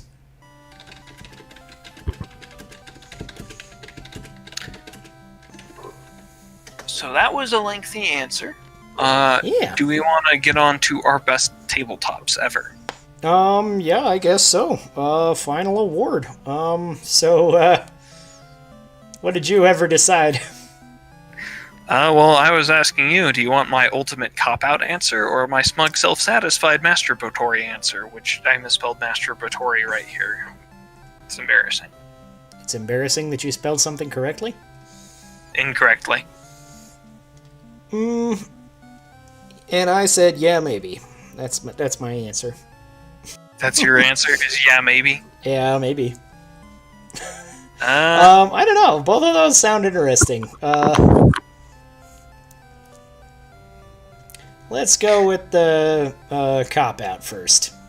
Okay, well, my cop-out you answer, which I think is actually the truest answer I could say, is that the best tabletop is the game you create for the players in front of you right now. Whether you use another system to make that, or whether you create a system out of whole cloth, the best tabletop ever is the one that you tailor-make to the group you want to run for and the kind of game that you want to run. And anything else is always going to be secondary to that.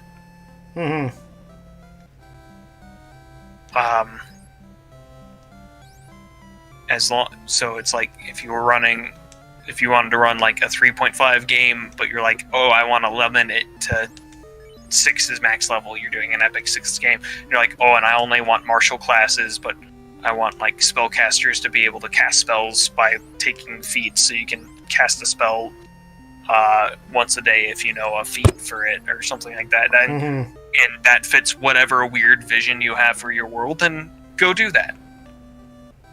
And if you want something totally different, then you do that.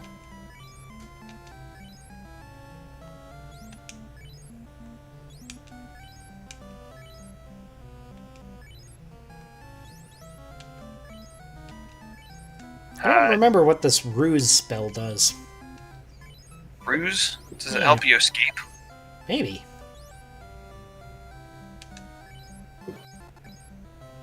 Let's see.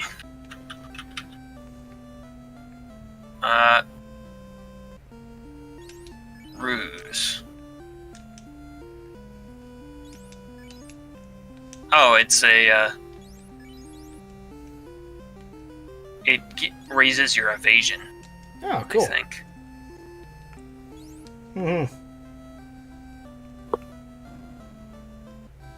So it's like a lesser version of invisibility. Cool. Did you want my other answer to this, or do you have an answer you want to provide? I don't know, because I was thinking of doing a smug, self-satisfied masturbatory answer. Because as much as I like things about tabletops, I feel like this tabletop that we keep talking about that we need to get around to actually finishing, once it's like finished and play tested and all that, I think it will be like one of the ultimate tabletops and able to fit into any of these categories other than like the based off of something, obviously. But then you like it's so malleable as a system that we could make it work for anything if we wanted to make a campaign world based off of anything, right? A super simple system. Yes, so that's my smug, self-satisfied, masturbatory answer. And I also have a little bit of a cop-out answer as well. Yeah, the super simple super system is a system that Chris and I devised that will be available eventually, probably, maybe.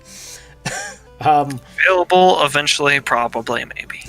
Yeah, because I think we stumbled on, a fair bit of very intuitive game design that makes it more customizable than any other game system that has ever been, if not at least tying the most customizable ones. Like I feel like it's as customizable as Hero System, because I kind of stole a concept from Hero System, but I tweaked it to make it fit this system a little better. And we really made this system with the ultimate goal of just having a simple system that, you could have as much ridiculous customization as you wanted. You could make any kind of crazy-ass, bonkers superhero that you wanted, but it didn't take you, an hour or two like it does in Hero System to make a single character. At low levels even. It takes that long sometimes in Hero System, because Hero System is very complicated. We wanted something with that amount of customization, but that you didn't have to spend forever to make a character or explain the system. So, I actually played a session of this system with my kids, and they got it, instantly.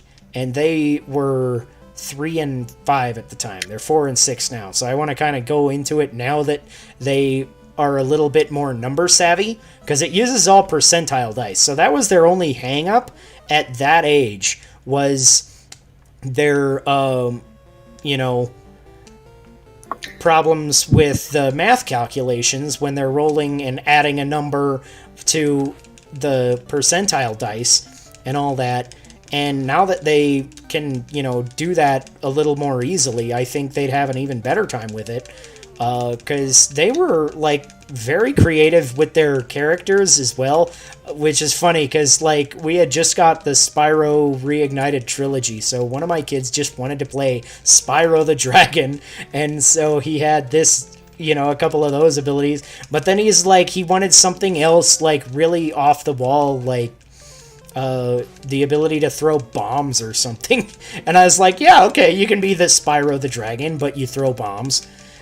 And it's so cool how I was able to, explain how we were creating these characters, that I feel like my kids more or less got the gist of how the characters were created, even, in addition to just understanding how to play the system. So I think we really struck gold with how well I'm gonna pat ourselves on the back here, because we are good system designers apparently. And it really is a dead simple system in terms of just having the 4 stats used for attack and defense, and your health total, and then the power design. Yeah.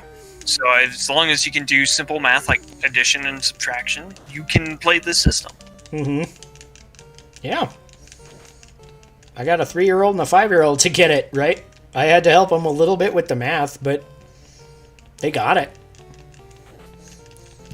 So, yeah, go us.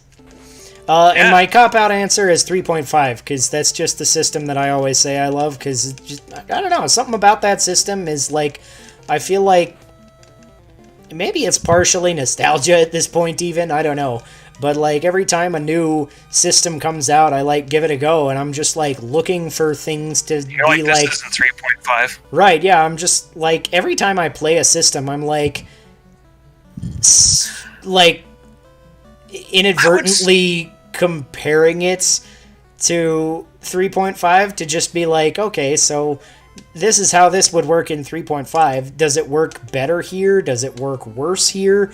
And as many systems as I play, I really never have felt like I had a good reason to not just play 3.5 instead, except for our system. You know, that makes a lot of sense. And I would go so far as to say that no, it's not nostalgia.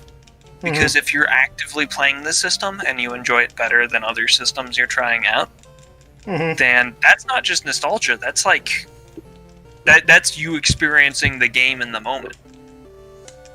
All right. Well, just because you have fond memories of the system doesn't mean that you're not also enjoying the game in the moment. Yeah, I guess that's true, because I always try to take off my nostalgia glasses, like when I play an old game like this, like Final Fantasy. Like, I'm having fun now, even though I'm just grinding these fucking imps. Every now and then I'm finding a crazy horse or something, but,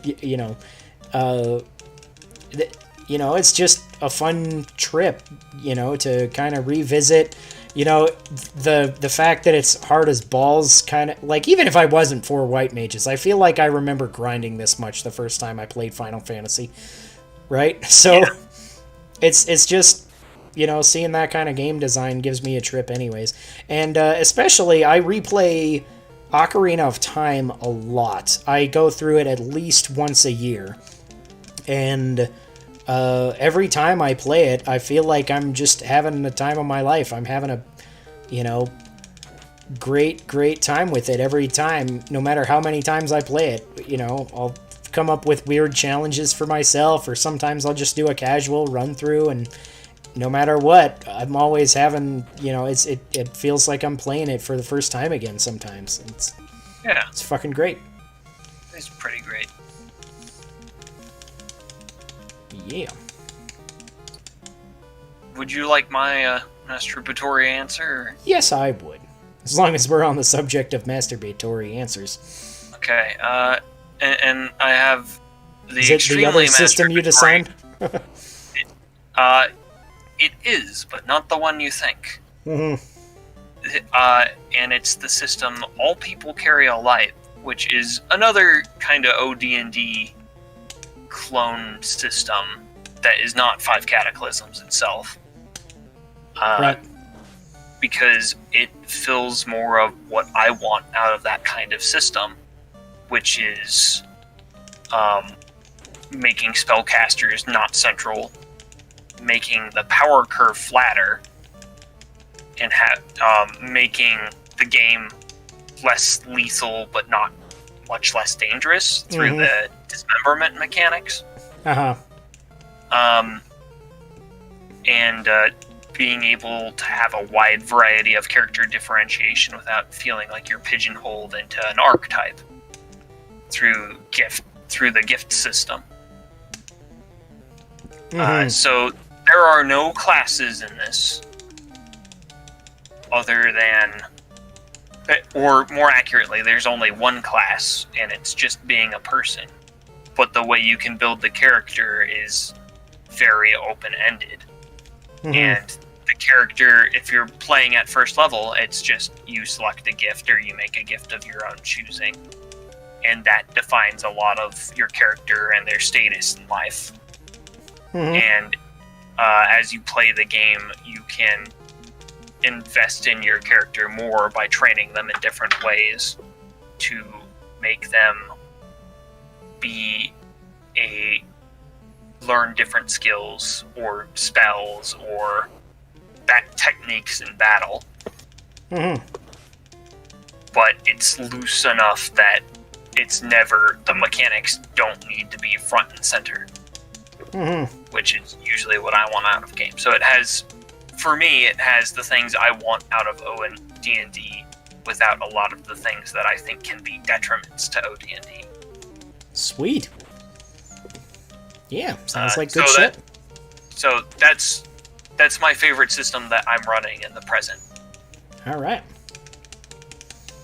Awesome. And also the really masturbatory answer is any system I had a hand in designing, because I'm the greatest. Aren't you? You're the greatest tabletop designer on this podcast, except for me. Yeah. Oh, or something. Something. Yeah, I don't know. I don't know. You've designed more systems than me, I think. Well, I mean, you did the Pokemon system. That was really good. I did do the Pokemon system. That was fun. I really liked that Pokemon system. Yeah. It had the issues with the leveling. Leveling up and flipping 8 million coins. It seemed like a good idea at the time. But yeah. Let's see. And the DBZ system. Yeah. Well, the DBZ system was really a bunch of homebrew classes for 3.5. And actually, come to think of it, all people carry a light owes a lot to your Zombocalypse system. All right. As kind of a classless build your character as you come up system. Yeah. They're both very much in that vein. Cool. Good to know. So I think I can say pretty accurately one of my systems owes a lot of its DNA to one of your systems. Nice. And not. Now that you mention it, I guess I have designed more things than I remembered. I also designed a system based off of there was a chapter in the Yu-Gi-Oh manga where he was playing some sort of tabletop game like this, and I thought it was really cool that I tried to design that system, and that was kind of cool. It also helps that I think we had a lot of the same influences. Mm-hmm. I remember watching the Yu-Gi-Oh anime. Mm-hmm. I think we're officially in just fucking around territory now. Yeah, I was going to say, we are probably coming to the end of the topic, because I guess that was our last award, and when we've all talked through that now. So thank you for joining us on Drink to the Past. We're live here every Friday night if you want to come check us out. We got a different game stream every night, and it's good times. This is actually, unless Sean wants to do more podcasts, this is actually probably our last podcast of the year. Yeah, I might do something next week, or I might do a stream of Undertale or something, or the week after, I don't know. So, yeah, I might get back to my Undertale playthrough. So, I'll let you guys know. Follow me on Twitter at SpamoManoSpam for updates on that. And before we sign off of our last podcast of the year, I gotta see one more time if I can beat Garland. So, you ready for this? I am ready. Alright, he's gonna knock me all down. All right. That's what I'll threat. No one touches my princess. That sounds like a weird innuendo, doesn't it? Yeah, light really warriors. Weird. We're light warriors. We're like few on calories because it's all white mages. What's with the punctuation here? Double exclamations, double question marks. One period. Yeah. I guess it's better than having one period a month. Was that too far? One period a sentence. I think most girls would disagree with you. I think they'd rather have one a month than one a sentence. Right. What was it? Let's see. Yeah, I mean, did you ever watch the Yu-Gi-Oh anime and try and make your own card game without understanding any of the rules of the Yu-Gi-Oh card game because you only watched the anime? I was oddly like the one kid in my group that owned a rule book for the Yu-Gi-Oh card game, the officially published Yu-Gi-Oh card game, and so all my friends were trying to just go off the rules of the show, and I was like, no, that's not how the game works. You have to sacrifice monsters so that you can summon the big giant, because they're just trying to summon any old monster like Yugi does, where he's just turn one, I fucking throw a dark magician at your ass. It's no, that's not how it works. You have to build up. And they're what if you follow the rules and we do the show rules? And I'm like, no, that gives you an objective advantage, you dick. Why would I agree to that? See, when I was a kid, when I was 10, I did not have the Yu-Gi-Oh rule book, but I also was I didn't have Yu-Gi-Oh cards, so I just made my own cards and my own rules up. And the only rules I was familiar with was the Pokemon rules, so it played a lot like that. Huh. That would work. You getting all your prize cards and shit? Yeah, I was like, alright, I'm just gonna make these monster cards and like spell cards and trap cards and stuff. But I was like, and also it's in a 5x5 grid because that makes sense, right? Of course. You could just put them face down or play them face up or whatever. Yeah. I think I'm doing pretty good here. Well, nobody's dead yet. Yeah, that helps. Phil looking hoss. There's 57 hit points, like a fucking tank of a white mage. Oh, yeah. Ooh, 28 damage. Oh, God. Shit. Todd, don't die. Yeah, please. That would be awkward. Alright, so you're gonna get cured.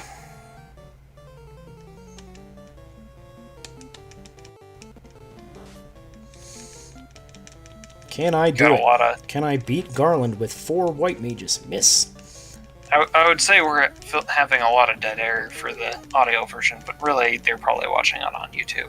Right, yeah. Because I'm not sure that we have an audio version this time. Right, yeah. Hopefully we do, because we usually get more audio downloads on Podbean than we get viewers on YouTube every week. Yeah. So, hopefully, but we'll see. Alright. Cure. Keep pops up. HP up. Well, you might want to rip the audio out of this stream here after it's finished. Yeah, I'll see if I can get that, or because I assume my recorder fucked up here. And if you can't do that, I can do that. Okay. So. Yeah. 10 damage. That's not bad. I bet I could go a whole round. I'm just gonna attack everybody. All right, come on, let's fuck them up, guys. Boom, boom. 5 damage. Todd, you can do it, Todd. 13 damage. Todd. Yes, hell yes. That's a good hit for a white mage. Ooh, 21. But that's okay, because all my guys are pretty high up there, so I'll heal up Carl this turn, and then I'll be okay, right? 30 damage, critical hit. Fuck yes, Pops. Yeah. Terminated. Yeah. I fucking 4 white maged Garland. I am a fucking beast. Monsters perished. Yeah, hell yes. Now you're past the tutorial now. Right, yeah. Alright. Now, here, Princess Lady, get the fuck out of my way, Bat. So, you are the Light Warriors. Well, she only has 1 exclamation point. Thank you. Yeah, and then we teleport back to the castle, so I don't have to walk all the way back. Alright, King Steve, how you doing? Thank you for saving the princess. I ordered a bridge. He doesn't even have the decency to offer you a stube. What a douche. It's a snow cone, but it's a shape of a stube. Yeah. How do you eat it? You start on the anti-most bottom side. Yeah. Let's see, do I just go up here and they build the bridge now? Oh yeah, the bridge is there. Yeah. And then I get the little cutscene after I go up there. Monsters, strike first. Fuck you, monsters. Not before you beat up these goblins. Yeah, stupid imps. They were imps in the original. I think they were goblins in the remake for PSP. And it is funny. I realized after the fact that I bought that same remake like several times because they re-released the same remake on Game Boy Advance and PSP and PlayStation 1.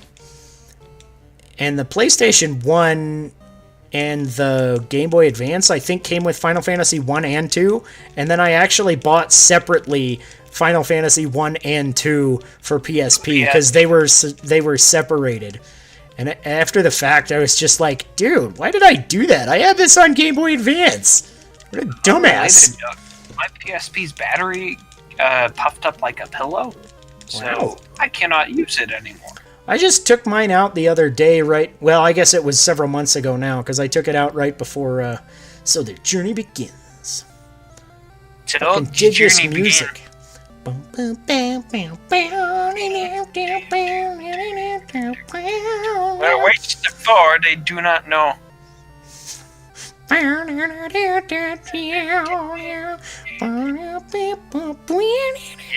an orb 2,000 years ago shined with beauty from within, but now only darkness. Why 2,000 years specifically?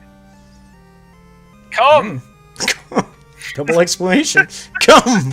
Damn it, Chris. Return the peace to our world. Programmed by Nasir. And this narration's getting really weird. Yeah. We apologize to you audio guests. You can probably check out now. We're gonna say some weird bullshit and cut it off like we always do, but you can check it out. Yoshitaka Amano. Yeah. Scenario. Kenji Terada.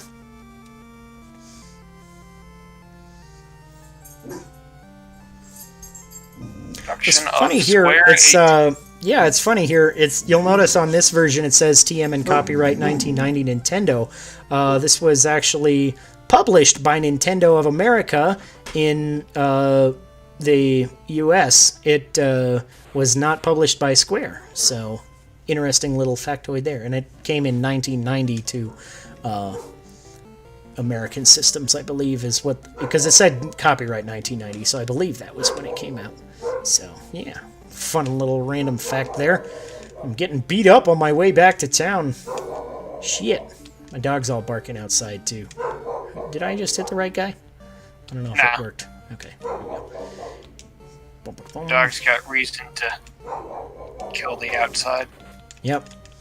I don't know, I think my dog's on crack. She just walks outside sometimes and just starts barking at shit like, fuck you, air! How do you like having a dog? I don't know, I'm just not a dog person, I guess. Like, I tolerate their existence fine. I like them, but I'm just like... I'm not the kind of person that really gets a kick out of, like, bonding with a dog or anything. I'm just like... I like animals to be outside of my house. Fair enough. So, but it's fine. The kids like playing with her and shit, so it's like... It's fine. Teach some responsibility and stuff. Alright, and now I will never get this cheap of a pin ever again. There was only 30G. Yeah, pretty sweet. Alright, and that's saved my game, so I can stop there officially. I've been playing this whole time on an NES Classic, which is pretty cool.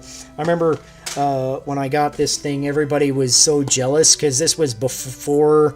Like, I got this, like, 2 days before they announced that they were discontinuing it, and since then they, like, restocked and made a bunch more and stuff like that, because everybody was so pissed about it. You remember that whole debacle? I do remember that whole debacle. I was there for that whole debacle. Yeah. So... Not particularly a good debacle, but, yeah, so, I'm happy to have an original run, NES Classic. It's pretty cool, too, because, it hooks up and just easy plug and play for, basically all of the good NES games. I mean, I'm sure there's a lot of hidden gems in there that I missed, but it's, you're getting your Castlevania and Final Fantasy, obviously, the original Zelda and Zelda 2, if you're into self-harm, but... You never nearly started this podcast on the Zelda 2 title screen. We did. Yeah, because it was just in the idling animation at the start. Because it was going to feel like a spiritual victory of some kind for the man who hates Zelda 2 to the, me, the co-host, who actually likes Zelda 2. Mm-hmm. But the most important thing, is Mother 0 on here? Mother 1? It has Earthbound, I think. Earthbound was SNES. Earthbound was... Yeah, so the Super Nintendo Classic has Earthbound. This one doesn't have any Mother. Oh. Yeah. Mario Bros., Mega Man 2, Metroid, and Ninja Gaiden. Those are the M games, except for until it runs out of M's, and then it's just Ninja Gaiden. Would it be under Earthbound 0? There's nothing in E's except for Excite Bike, so apparently not. Who gives a fuck about Excite Bike? Dude, I fucking loved Excite Bike back in the day. I haven't replayed it on here. Maybe I'll go ahead and replay that on here. Hold on, where's my just put my. Hold on, we're gonna play Excite Bike now suddenly, because Chris said. So where's Excite Bike? Let me find it. I haven't played this game in so long. Oh, this is gonna be so crappy with the input lag. Where is it? Where is it? Where is it? Where is it? There it is. Yeah, it saves every time you go to the inn in the original Final Fantasy. Ah, okay. Selection. Selection A. Track 3? Alright, ready? Alright. Yeah, I used to dig, like, making... Because there's a course editor in this and stuff. Wheelie! What the hell is wrong with this bike? Oh, ugh. It's having a seizure. Blah, blah, blah.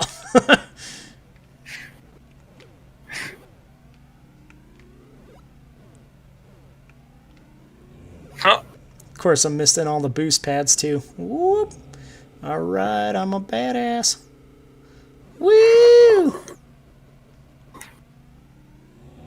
Yeah. Blah!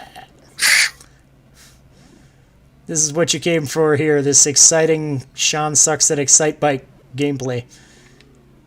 To be fair, it's not hard to suck at Excite Bike with a second of input lag. Oh. Yeah.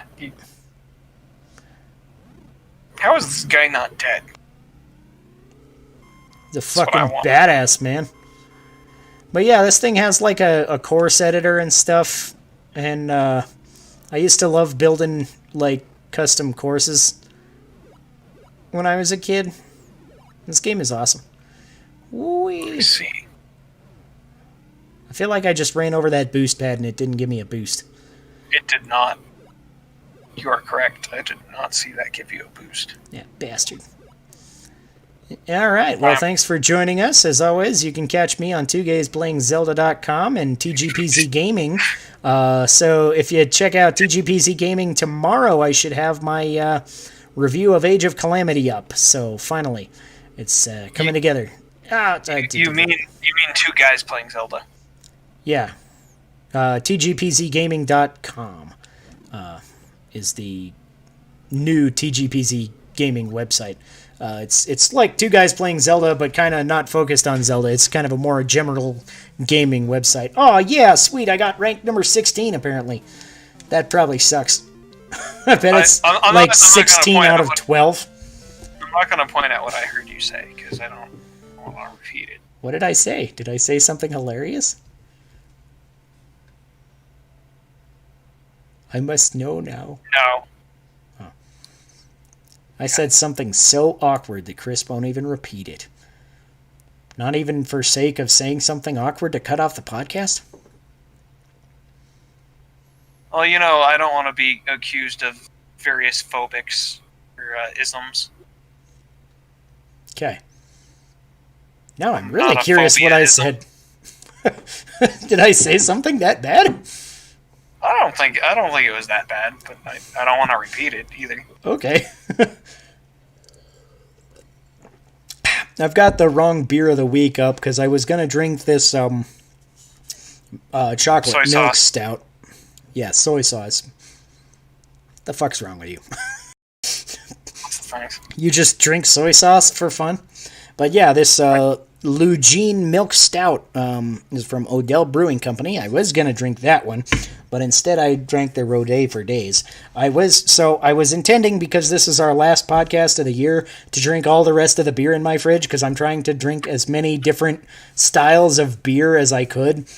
But then I realized I only had one beer style in my fridge that I haven't actually tried, which was this Rosé for Days. So I've actually been sitting on that one for a while, and I kept picking other things, because I think I got this beer like back in summer sometime, and it's been sitting in my fridge for a while, just kind of sitting in the back, and I keep thinking about it and like picking an IPA or something instead for the podcast. So, yeah.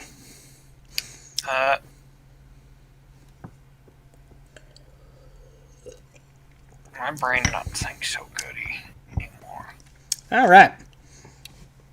Well, should we cut it off without saying anything awkward, or do you want to say something awkward? Happy Merry Christmas, Happy Hanukkah, Happy New Year. What the hell is Kwanzaa?